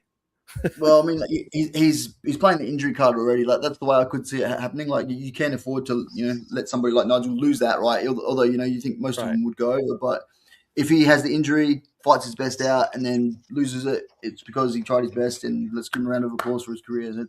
You can see that happening. See, in this, I agree with you, Mill, and we just spent time down at CMLL and talking to those guys.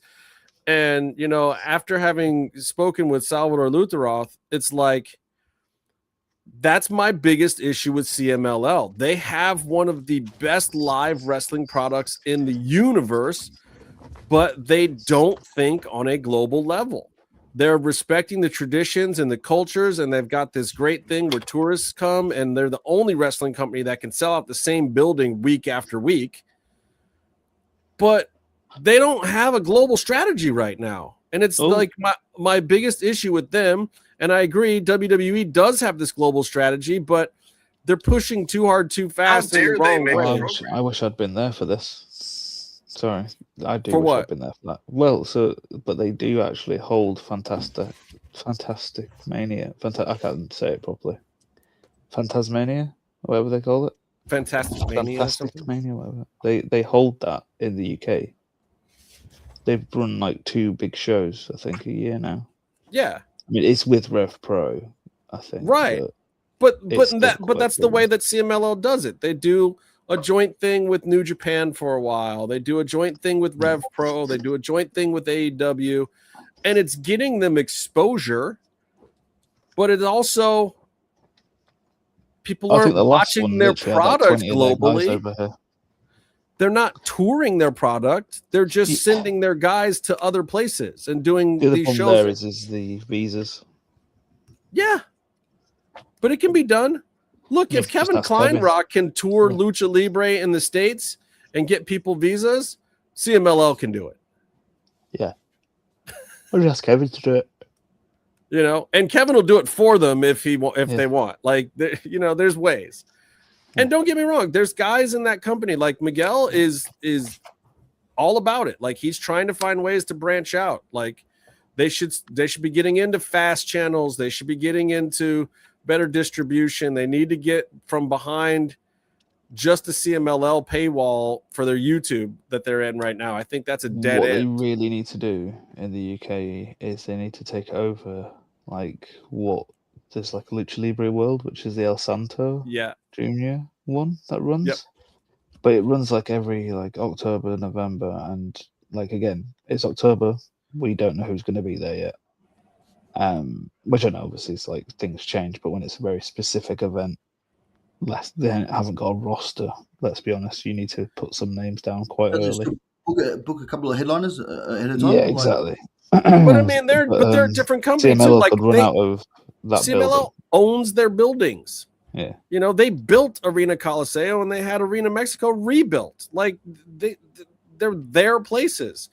They don't have tour buses. They don't have a mobile production team. They are not a road show. They can give me a call. They do Puebla, they do Monterrey, they do a couple of other places, but I don't know. But to me, it's damn, you guys really do have one of the best live products out there. How is this not global? Fucking Ringling Brothers is global. Even if it's just the circus rolling into town doing the same act over and over again, you should be able to fucking take this thing on the road. Well, it's easy as hell in London. This is what's really weird. I think Fantastic Mania, I think they did it in Bethnal Green once, but generally now they're doing it running out of Manchester. Mm-hmm. But they honestly could run the Roundhouse, which is where I saw that Lucha Libre event. They could run that, and it's perfect for CMLL. Well, I think it is round. But I think they've got a great opportunity to do it right now, because the thing about WWE buying AAA is that AAA will not be the global product. No. because WWE is worried about the main brand being the global product. So AAA is not going to get pushed out around the world unless it's part of a WWE show, not a AAA show.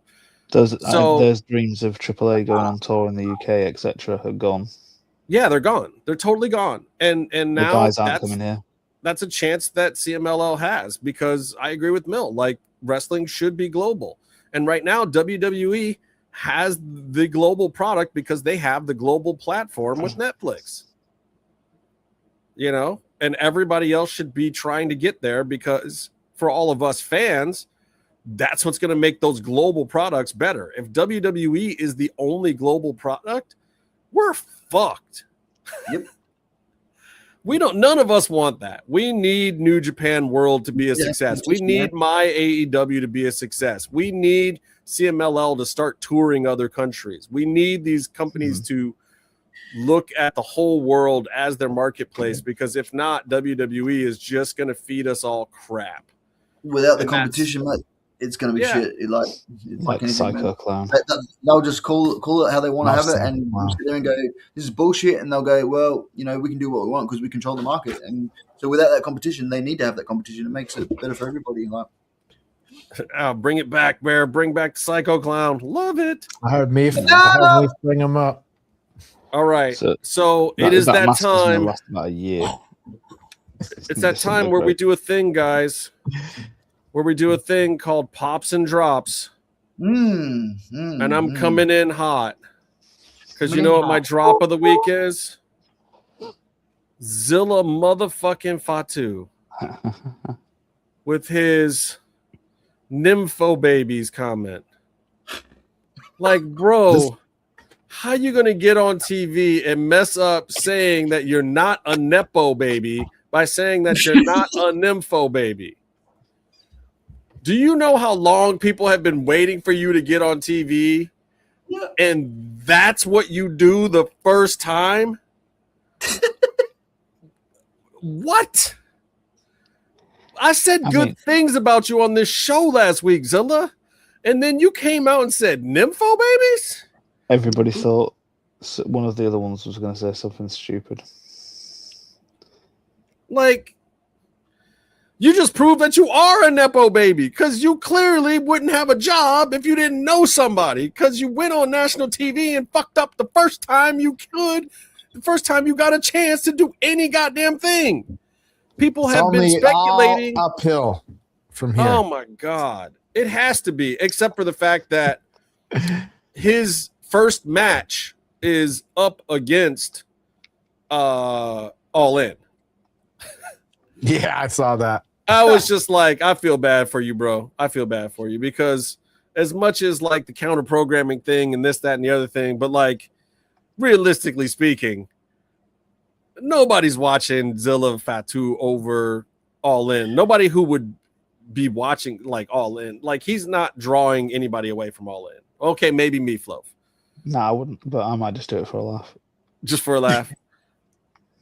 But you got to realize when you're signing with WWE that's the control that they have to do stupid shit like that and control your freaking destiny, man. At the end of the day, like, Zilla's a great in-ring performer and that, but it's how he's booked, man, and that's what WWE really just not good at the moment, because like Mill was saying before, and like we all keep saying, man, it's become such a political bullshit corporate company now, that the people that have any idea whatsoever don't have any control at all, man. And it's just the people with the... Paul Heyman said it out loud, man.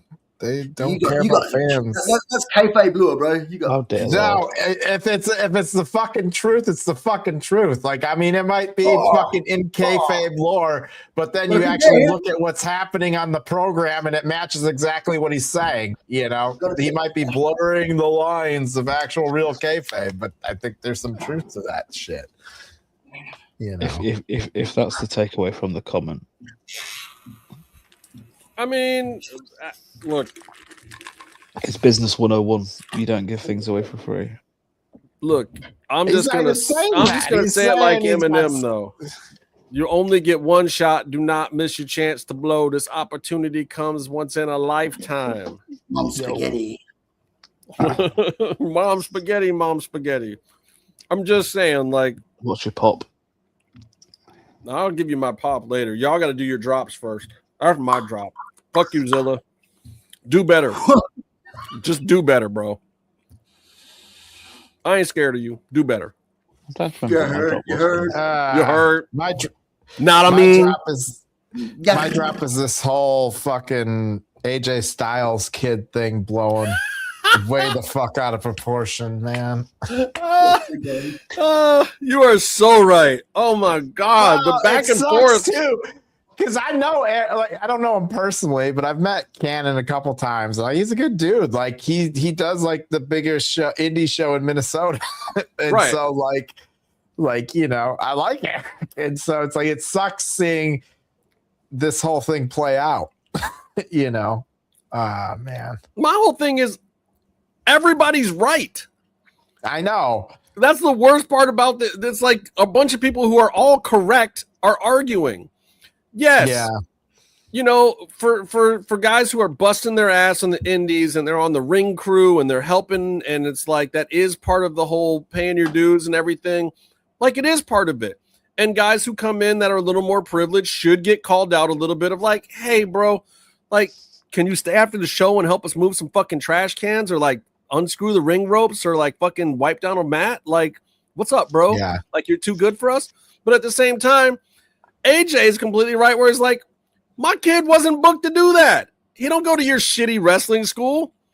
Like, you're saying he's privileged or whatever, but he got $300 to fucking perform in a match. He came, he busted his ass, performed in the match. No, he didn't clean up. Nobody asked him to. Wasn't part of his job responsibilities. If it was, I'd kick my own kid's ass if he didn't do his fucking shit. But that wasn't part of the deal. Sounds spoken. So why are you on my kid about not doing some shit that he wasn't even supposed to do? Yeah, it's an unspoken thing, isn't it? Really, more than anything, or it's something that people would offer to do. If they... Results may vary. No, but the whole thing is too in wrestling. It's like, sorry, bro. If I got brought in and they treated me like I was on a higher level than you, I have to run with that, because then that makes the next guy treat me better. And then I'm not making $300 a show. I'm making $800 a show. And then a year after that, I'm making $1,200 a show. It's part of the fucked up carniness of wrestling. Like, if you're not put on bitch status, don't act like you're on bitch status. You can't blame the kid for coming in like, hey, my dad is AJ Styles. I've seen bigger people do it. Look, don't get me I wrong. don't have time for it. There's guys like Adam Copeland that would have gone and worked that indie and rolled up mats until was the last person there. There's guys like Cody Rhodes that would have gone and did, when he was out there, would go and fucking shake every kid's hand after the show, do all the stuff, go talk to the ring crew guys, take off turnbuckle pads. Like, maybe he wasn't doing the hard part, but he was out there helping. There are guys like that, but also, like, the wrestling business is hard. And if somebody gives you a leg up, sometimes you just got to run with it. Plus, the kid is fucking green. Like, he doesn't know. You're going to put him on blast on the internet when his dad is one of the biggest stars in the world? How the fuck are you expecting that to go? Well, maybe AJ Styles. Are you expecting the IWC is going to back you up when one of their favorite wrestlers called you out on it? What AJ Styles should have distilled in him is to say, right, when you go there, make sure you help out. To make sure you're showing, like, you know, you ain't some entitled punk. Okay, so I think you should get in the Twitter battle with AJ then, Meef. I think you should tweet at AJ Styles right now, like, hey, motherfucker, why don't you teach your kid better? I will do if you want me to. I agree. I don't, because I know how this goes. This is how I met you, Meefloaf, because this is what you were doing then. You were blowing up motherfuckers left and right. Playing Rocket League. Yeah, facts. See, all right. I agree that maybe the kid was being done and didn't know. But then I just see all these people. AJ should really have kind of just been like, look, bro, make sure when you go there to. It's like that classic thing, like, you know, the shaking hands. When you go backstage, if you don't know, you make a mistake and it's like cardinal sin, and you have to work your way back after that. But, like, you know. It's funny too though, because I've gotten in trouble for both things. I've gotten in trouble for not shaking hands, and I've gotten in trouble for shaking hands too. But also, don't. I default to shaking people's hands, but like no, because I've had some workers and talent and be like, "Yo, you're not a fucking worker. Why are you shaking hands with people like you fucking go here?" I get that. I get that too. And then but my response to that is, oh, it's out of respect because I know what you guys do and I'm fucking Spartaned up. Like, I'm not just some fucking mark ass visitor to the back. Like, I help a lot of people out and I do other shit. Like I've helped set up a couple rings, you know what I'm saying? Like I've taken a couple bumps, like I'm not a fucking worker, but also I'm gonna shake hands because I got respect and my mama taught me right. But at the same time, I have had workers be like, motherfucker, you don't go here, stop shaking people's hands. Fuck you. Yes. And I get that too.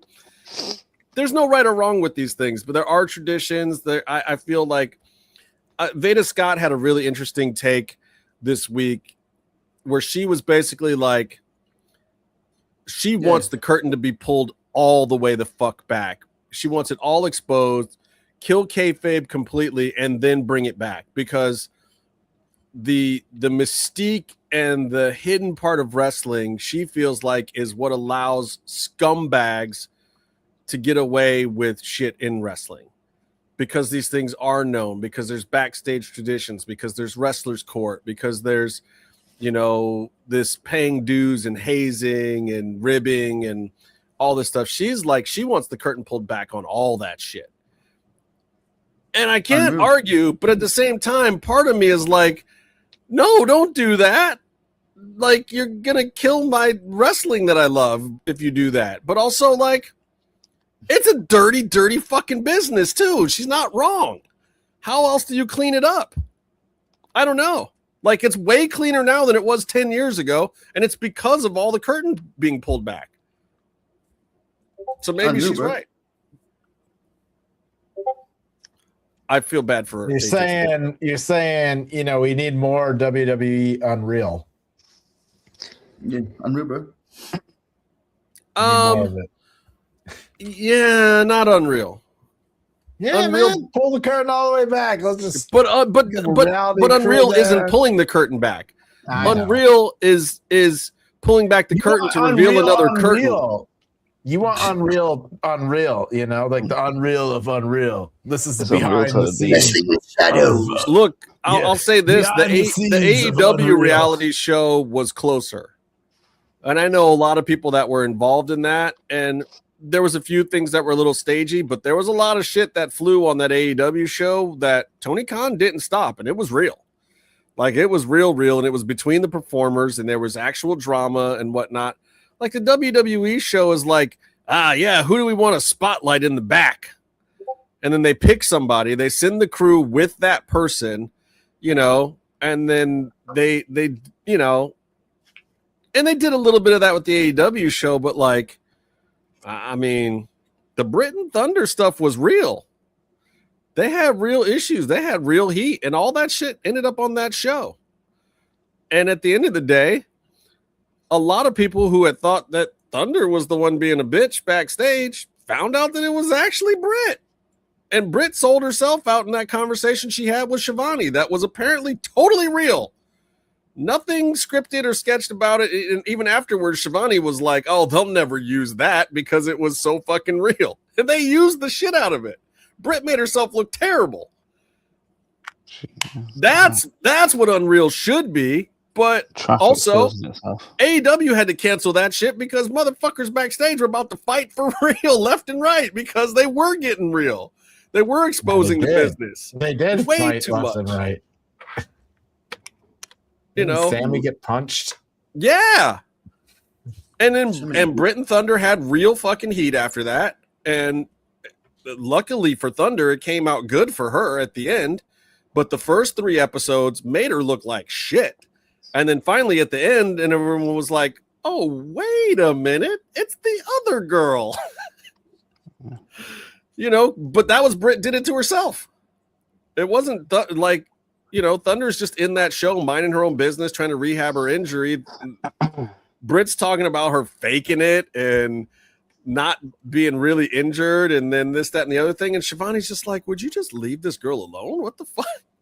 I don't know.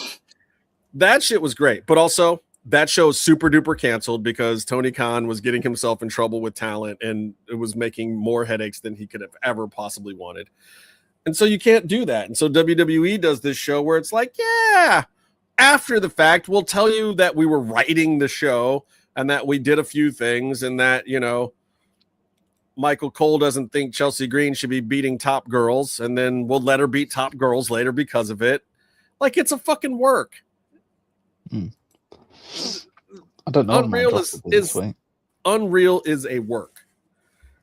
It might be a work shoot, but it's a fucking work. Oh, say it ain't so. It's literally called Unreal. Yeah. It's a good way to sort of set up angles too. You know what I mean? Like exactly like you're saying. You can expose so much of it, but then you can also set up the scene for people that are lured into it to believe it's all real. You know what I mean? And I like that. I think new kayfabe. I don't have any problem with that. With like what Will Ospreay and Kenny Omega did tonight. I like that shit. They did new kayfabe tonight. Let's tell it how it really is. Let's mention TNA. Let's talk about companies we're not supposed to talk about. Dude, that build have sold me, man. The like, you couldn't beat me without Don Callis, and him being like, yeah, you're right. I was like, oh shit. So this actually really does mean something to Will. No, I like that because it's like the screwdriver thing should be haunting him. Yeah. But also it exposes AEW a little bit of like, oh, yeah, these guys have both flip-flopped from face to heel so many fucking times. The story doesn't even make sense. So now they can call each other out on how their story doesn't make sense. That's the shit I have a problem with AEW. Like, you just kind of exposed your bad writing here. But also, it's kind of fun, so I'll go with it. Everybody's a tweener, but sometimes you're tweening more heel than face, man. Sometimes. I get it. I like that shit in my comic books. I just don't know. I haven't gotten used to it in my wrestling yet. I think it works when it works. And sometimes it's not as clear. But I am an old ECW guy though. But I liked when it was, and I liked some of these anti-hero heroes. But at the end of the day, it was still like, yeah, Sandman was going to beat somebody up with a stick and be a drunk bastard, but you knew that like he was your guy. It's true. You know what I mean? I don't know. Like Rob Van Dam was a piece of shit, like smarmy, cocky asshole who smoked a bunch of weed, but like he was still your babyface guy. He was your dude. I don't know. Anyway, Meefloaf, do you have a drop? Wagner losing. Yeah. Wagner should have gone through. When I look back at that, it would have made way more sense to do Wagner against Roman, like two heavyweights going against each other, rather than just have like you could have had. I think Anime would have been great as well, but to give him an opportunity because like for me, it's supposed to be Psycho. It's supposed to be fighting AAA guy really, and Penta. They took him out though. Didn't they take well, I think that WWE is making it very clear that there's AAA guys and then there's WWE luchadors, and WWE luchadors are higher on their totem pole than AAA guys. Which is understandable because they've made it out of AAA to go to the big show.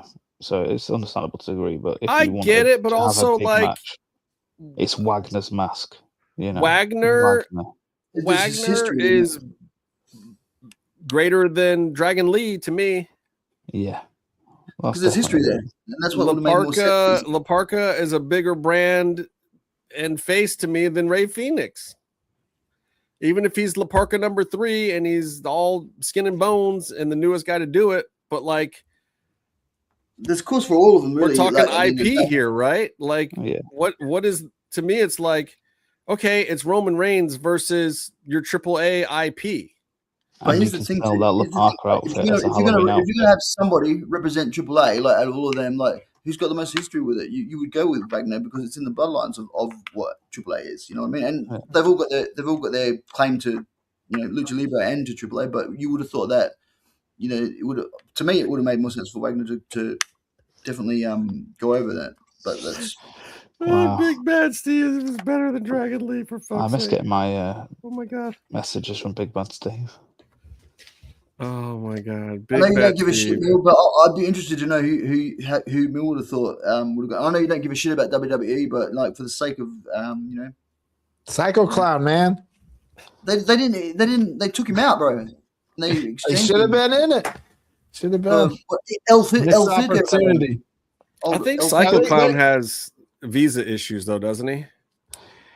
Psycho Are they Clown setting up is Phoenix a versus Penta? giant Is that the steaming deal that they're pile of doing? shit, That's and it, that that's is what they're why doing, yeah. he's not allowed on WWE. And don't get me wrong, that'll be a banger because you know they're capable of putting on a banger, but you know. I mean, if you're smart, the other play that you can go with here, which I would think the WWE should strongly consider, you do Penta versus Phoenix.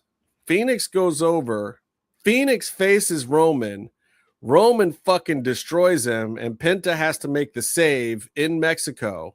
And then you set up a Roman Penta thing down the line.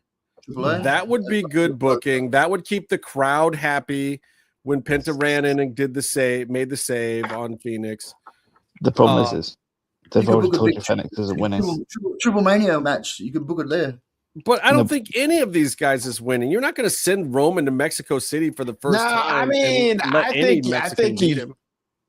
think you're right. I think they should put Phoenix over because Penta's already got like the main roster rub of being like Penta and being good. If they were smart, they would put Phoenix over and let Phoenix get a reasonably competitive match with Roman where he can show off a bit. You know, I don't think he obviously is going to win, but you know, Phoenix can have some of those viral moments that WWE loves. You know, him doing crazy, aerial stuff. They've already started setting up. I mean, huge loads of title matches highlights for Phoenix for his belt in AAA. So he's not. We've got to take a loss somewhere. I'd much rather him take the loss against Roman. Because they've set up one in AAA for him, and they've just set one up on NXT. I mean, and again, I don't know that they'll go that way. It might be a straight Penta thing. Who knows? That makes sense. I'm just saying. I'm just saying, like, if you're gonna have a Mexican lose in Mexico City, the best thing that you can do is have Penta run in and make a save. Yes. After the match. And break Roman's arm. That would be already. So amazing. Like if Roman was going to go out and take a break anyway, if they had Penta come back with his arm breaker gimmick on Roman, oh my God, that would be fucking phenomenal. I would co-sign the shit out of that. I'm pumped for that. Give me and then I'd be way more interested. We'll end up with the Lucha Brothers versus the Usos. Yeah, and I'm perfectly okay with the Luchas Brothers versus Uso match as well. Honestly, that's like. But can it be the Usos from 3 years ago? Yeah, I was going to say 10 years ago. Can it be pre-run it back Usos? No, it's this week. Run back this week. Maybe they'll get that match out of them. I just need the regular day one-ish Usos. They were so fucking good at the beginning of that Bloodline run, like. The matches that they were having right when Jimmy came back from his DUI, they were on fire, dude. They were literally one of the best tag teams ever for like 6 months. And then I don't know what the fuck happened to those dudes. I really don't. Because watching them now, I'm just like, oh. I mean, some of the stuff that they were doing with the Street Profits and like with Otis and Chad, because it was Otis and Chad back then. Bro, those matches, like the mid card on Raw, when it was the Usos and Street Profits and Alpha Academy, the original Alpha Academy, were fucking fire. And even Elias was in there sometimes with a random ass partner or whatever. Like that shit was good, and the Usos were fucking great. You know, and New Day. New Day was the other team that was around. That was the mid card at one point. Was like the Shield and the Wyatts versus the Usos.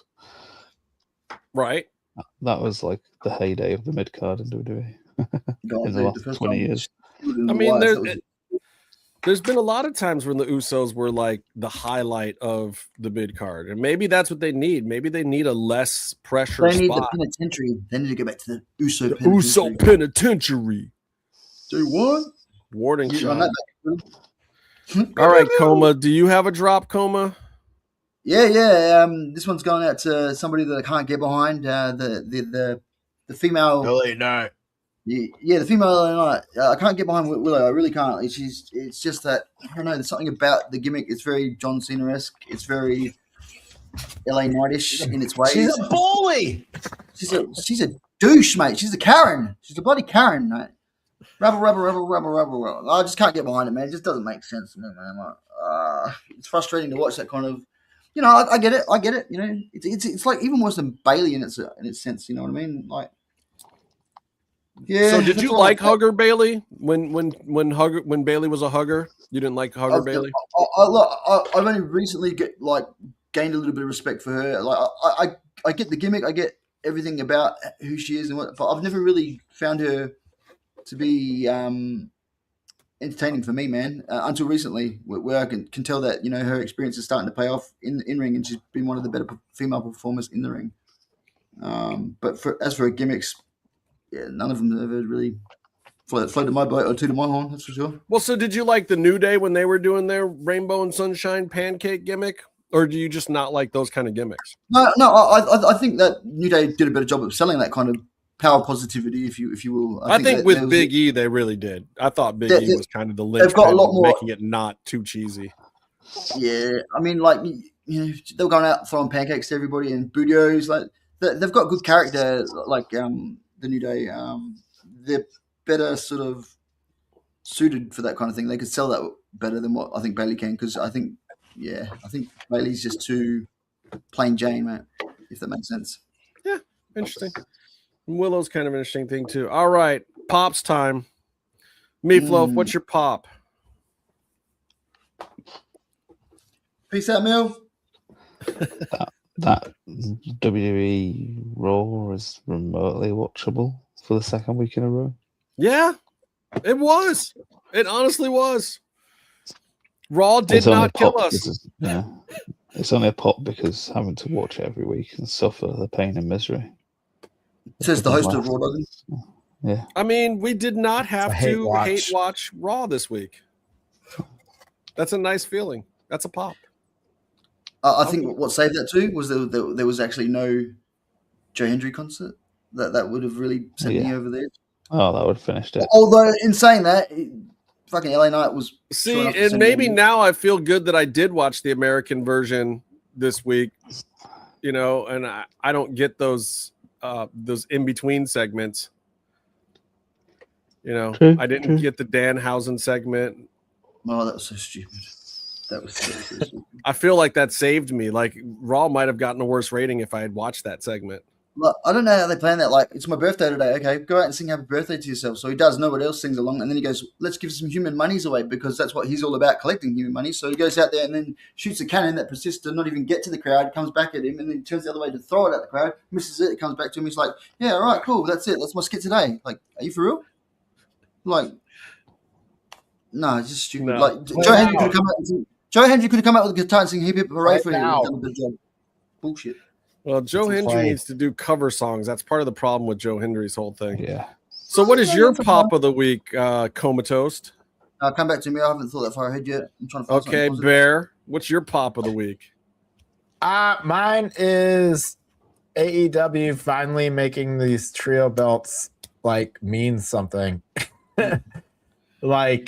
I don't even know if it's the belt so much as just the division is wild right now. It's exciting. I know, but the division has always been that. It could have always been that, and it felt like they just were not doing that. And that's the part that would be so frustrating, is you'd look around and you'd be like, dude, they perfectly set up all these pretty cool trios teams, but you're not really seeing these belts elevated in a way, or the division as a whole be elevated in a way that makes me they really felt like this afterthought belt. But you're but the potential's there. There's all these cool teams. What the fuck are we doing?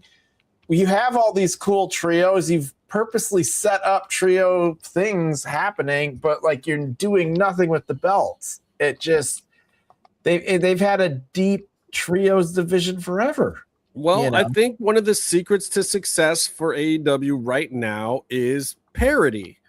They have a lot of divisions that have a lot of guys that are now seen at equal status. The trios division is no exception, where now you've got all these teams where it's like, oh shit, it could really be any one of these teams any day. Just like I was talking about when, Street Profits, Usos, and Alpha Academy were all having those big tag runs or whatever. It could have been any one of those teams any day, and that helps, because it keeps it exciting, it keeps it interesting, and if you like those teams and you like watching them perform, then you want to see those titles go back and forth. Like any one of those trios teams, I can be the trios champion, and I'm good with it. Yeah, and it's fun, and you've got that going on too. Like just looking at the Fletcher Takeshita Okada match, it's like here are these three guys that are the same work rate kind of Japanese style, strong style guys, and they're at the same level, which is great because literally we're talking now that they've gotten Kyle Fletcher and Takeshita to Okada's level. They've created parity with Okada. That is not an easy thing to do. And it's definitely, I think, part of the success of what's happening in AEW right now. And and giving Maya World that win tonight did it for her too. It put her on the same level with Statlander and Hikaru Shida and Persephone. They're finding a way to do it. Now, you have to be careful in doing that because in making everybody feel like equal stars, you might not be making enough big stars. And well, that's where the big stars will separate themselves. I mean, that's where you're going to have to make it. If you're an MJF, you're going to make yourself stand out, and he does. It doesn't matter what feud you're in, and MJF is a feud that I want to be a part of, even if it's not for the world title. Well, and there's other guys that have to do stuff like that, like Hangman. They have to figure that out. Swerve, even like you got to find a way to make Swerve still seem like a top guy and not like he slips back mid card.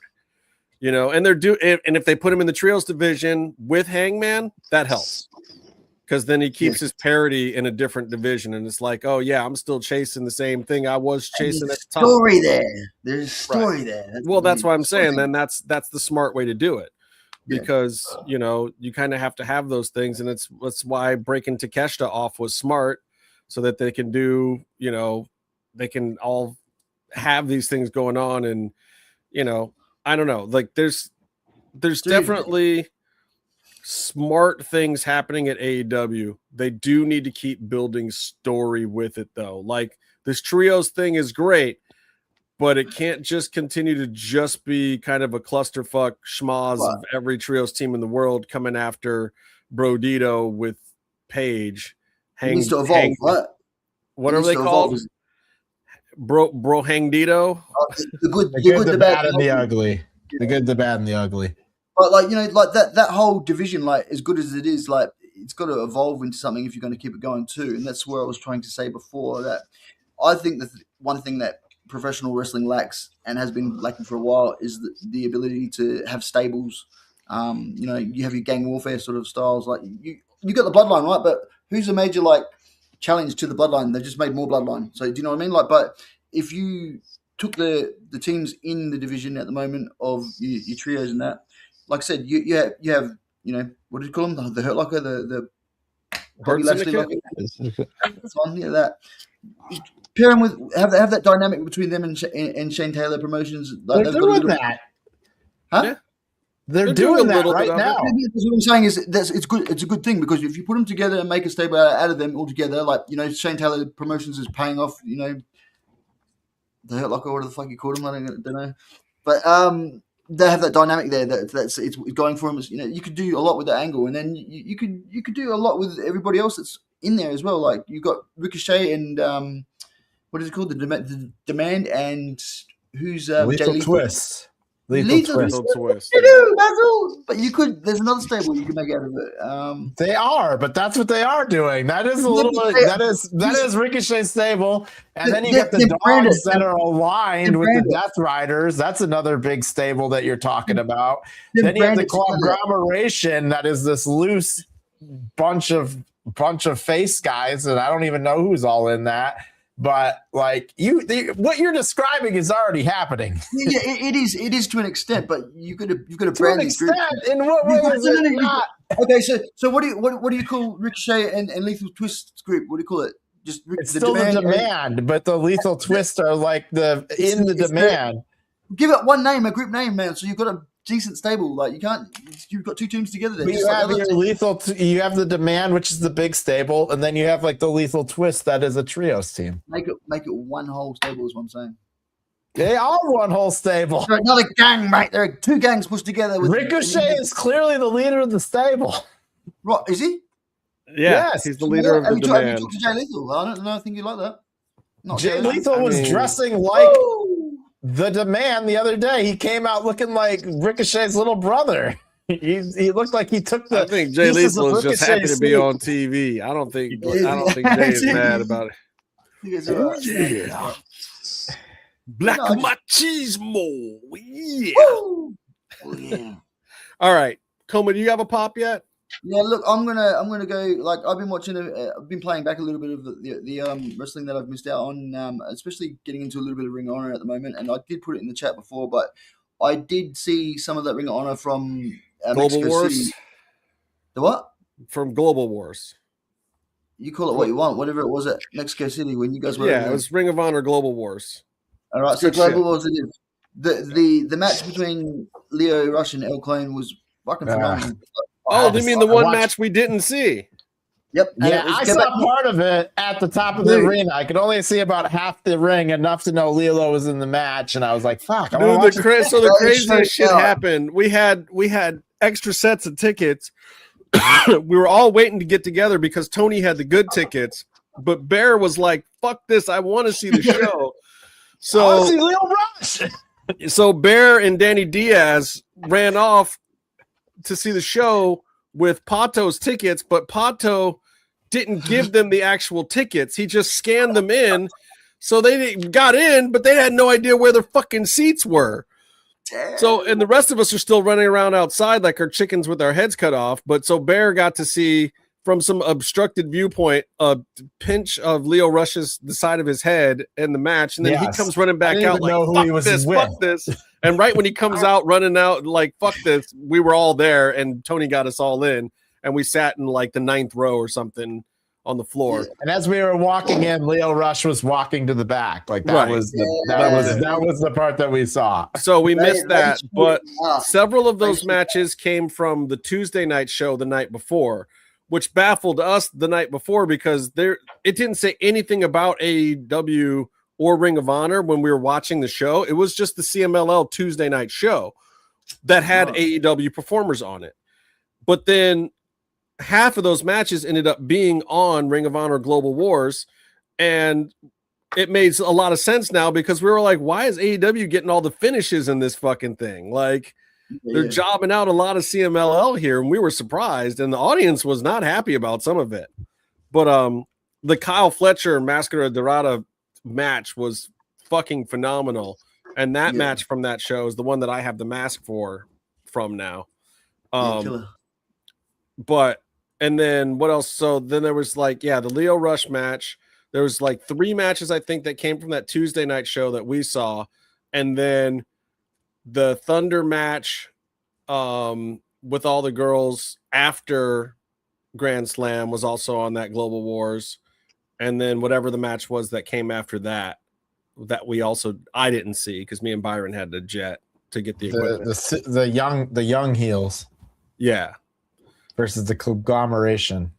But dude, once I saw what that card was of all the matches that they were putting together, like I haven't seen that Global Wars episode yet, but I was there for almost all the matches, and I saw the ones that they use on there, and I was like, oh yeah, I get it. That's a fucking banger. Everybody should watch that because some of those matches. Did they do that Bandito match? Yeah, I think that Bandito match from Tuesday. Yeah, really. The one from Tuesday was the one that it's on Global Wars, I think, isn't it? I can't remember the name, but I can't remember. He Captain looked like Caveman, but man, he he was looked like Mighty the Moth from a distance, man. Like he was Byron Cabanario, Barbaro Cabanario. Yeah. Dude, which means barbarian caveman. Yeah. Captain Caveman, when he took the dive from the top rope, holy shit, that was insane. To the outside on Bandito. I was like, yeah, that guy's super duper over too. Like he's Hechicero level over. That's a solid pop. Yeah, everybody should go check out that show. Everybody should they showed out. They showed out. It was Ring of Honor Club that, or hope that it shows up on YouTube. And if it does, did you see it on you? Is it on regular YouTube? It was on YouTube that I watched that highlight, but I'm sure the rest of it should be there. But I don't know. Yeah, it's like I know that they advertised it to be on Club of Honor or whatever their streaming service is, the whole 2-hour show that they put together out of those matches. And a lot of times, like a week or so later, they'll put them up on YouTube. So if it comes up on YouTube, watch it. It was their commentary team, the Ring of Honor commentary team behind it. So, but yeah, obviously the ring was AEW ring, and everything else was, I think, CMLL. Apron and shit. But yeah, it's good shit. Good shit. Yeah. So right. For my pop of the week, like at first I was like, oh, it's got to be Steph Vicaire. Like, oh, so happy to have her back. Such a relief. Makes me very happy. But I think the boobs might be fake now. I think she may have had an augmentation, and I'm not down with that. So I couldn't make that my pop of the week. It's just not my thing. Still a very part of that whole angle that I was saying I watched, and it was bleh. Steph Vicaire this week on Raw was really good. She was good on Raw. And then I was really like, oh no, it's got to be El Hijo de Dr. Wagner Jr. the third. Wagner just was a breath of fresh air being on Raw. I know he didn't get the win, but to me, it really was one of those like breakout moments for this guy. Like, dude, this guy's on Raw. He's showing out to the point where I want him to win, even though I know he's not going to. And it was a good moment. I loved it. I loved everything about it. I thought it was a great match. I thought it was a great showing for him specifically. And it was one of those things in wrestling this week that made me smile, made me really, really happy. But the thing that made me the happiest in wrestling this week, I realized it when Bear and I were chatting during the show earlier tonight. Baltimore, Maryland, that crowd made tonight's fucking AEW. The Baltimore crowd is my pop of the week. I want to see a show now with that crowd. That was a fucking amazing hot crowd that took what was kind of an show on paper. I told you guys earlier today, I was like, I'm not looking forward to this other than the Nigel Hechicero match. But I think from the very first match that I could have given any fucks about, that crowd got me into it, made me enjoy the entire show more, made me pay attention to more of what was going on, made that show work for me. That crowd being hot. And like right off the bat, Excalibur was fucking shits. He was horrible tonight. He didn't know what was going on. No, he kept trying to put Kenny Omega in matches that he wasn't in and like stumbling all over himself. He was fumble fucking it the whole night too. It didn't stop. Been drinking with Jeff Hardy. Tony Khan was in his ear, or maybe it was because the Baltimore crowd was so fucking loud that he just couldn't get it right. But the commentary, crowds make the show so much better. It's just in general. And considering how bad commentary was, I didn't think they were getting stories over very well. But the crowd still got it through. Like the crowd, and we've seen so many, like whenever AEW was in Vegas a couple weeks ago or last week or whenever the fuck that was. That crowd could not have given a fuck about what they were seeing. Like there was just no level of interest coming from the crowd. And when you can feel that coming from the crowd, you're sitting at home like, well, why the fuck am I watching it? If you're there and you don't even like it in that live arena with these guys killing themselves and 20 feet away from you, why the fuck should I care 3,000 miles away on some TV, you know? But that crowd, especially got like a smaller crowd and like a smaller venue, like even going to Detroit last week, that was popping in there, man. That was going off in that theater. Detroit was a good crowd too. Baltimore has been a good one. Obviously, Mexico was great. They've had some really good crowds in the last summer. Then they've had a couple of doozies. Yeah, that Vegas crowd was just the one thrown in the last four. That was. I don't just think like, the Nashville crowd was particularly great either. No, they weren't either. No. I'll tell you, another thing too, guys, that I sort of picked up on too with the broadcast, man. Like I love Taz, man. I think he's great, but I actually think Big Show's more. Big Show was so much better, Yeah, and maybe it's just because he's fresh. Fights. Maybe it's because he's fresh. Maybe it's because it's new for him and it's exciting and he's having more fun with it. But like tonight, listening to Shivani, Excalibur, and Taz, like I am a huge Taz maniac. I love me some Taz, but I got to be selfish here, and I'm talking about for my own enjoyment. Paul White, I made it more enjoyable for me to listen to commentary last week than Taz did this week, or Excalibur for that matter. I mean, I'll tell you of the AEW lead hosts, I like Riccaboni, then Shivani, and then Excalibur. And as the color guys, I like Nigel, and then I like Paul White, and then I like Taz. Yeah, I think no Daniel Bryan on your list. No. The two guys on the whole team that I can do without, honestly, are Excalibur and D-Bry. I don't really care for them that much. Like, I don't have anything against Excalibur. I get it, but he's not my dude. Yeah. Well, where's JR? Is JR not doing it anymore? JR's been having health issues off and on, and brain surgery. Yeah, he's had a brain surgery, and they'll still use him if he's up for it. That's the question, right? Like, I think they want to take him to All In if they can and have him do one or two matches, but I don't know if he's going to make it. I mean, not like he's going to die, but I don't know if he's going to be able to make the flight to London. Yeah. I mean, but I think Tony will occasionally use JR on pay-per-views for like one or two matches. And the last couple of times he's done it was really good. I think using him sparingly and just letting him focus on one or two big matches and get his notes together. Yeah, he's still got it on that level, but like doing these fucking 5-hour pay-per-views. Yeah. Shit, even Shivani's getting too old for that shit. That's why Excalibur does lead commentary instead of Shivani. I miss Bobby the Brain, mate. They used to bounce off each other really well. But you know, the thing I like about the Big Show and commentary is that he makes things relatable between like his experiences in wrestling. Like whoever's wrestling, he can like draw a story to it. You know what I mean? It gives you a bit more sort of, you know, idea about who the characters are, and it makes it a bit more relatable, I guess. I'm okay with him as long as he stops trying to fight people. No, why? Just stay in your lane, bro. Hang out at the commentary desk. You're good at it. We don't need his you to lane fight is that he can just take that giant meat sandwich hand and just go and just kill people with it. That is his lane. I wish you'd tell the story about him shitting himself in the ring more. Oh my God. Bro, Paul White is one of the best storytellers. I've only met him like 2 or 3 times, and every single time it's a nice handshake. He's super friendly, and he's like, let me tell you a story. Handshake. You saw the arm with me, like, it's the most intimidating thing ever.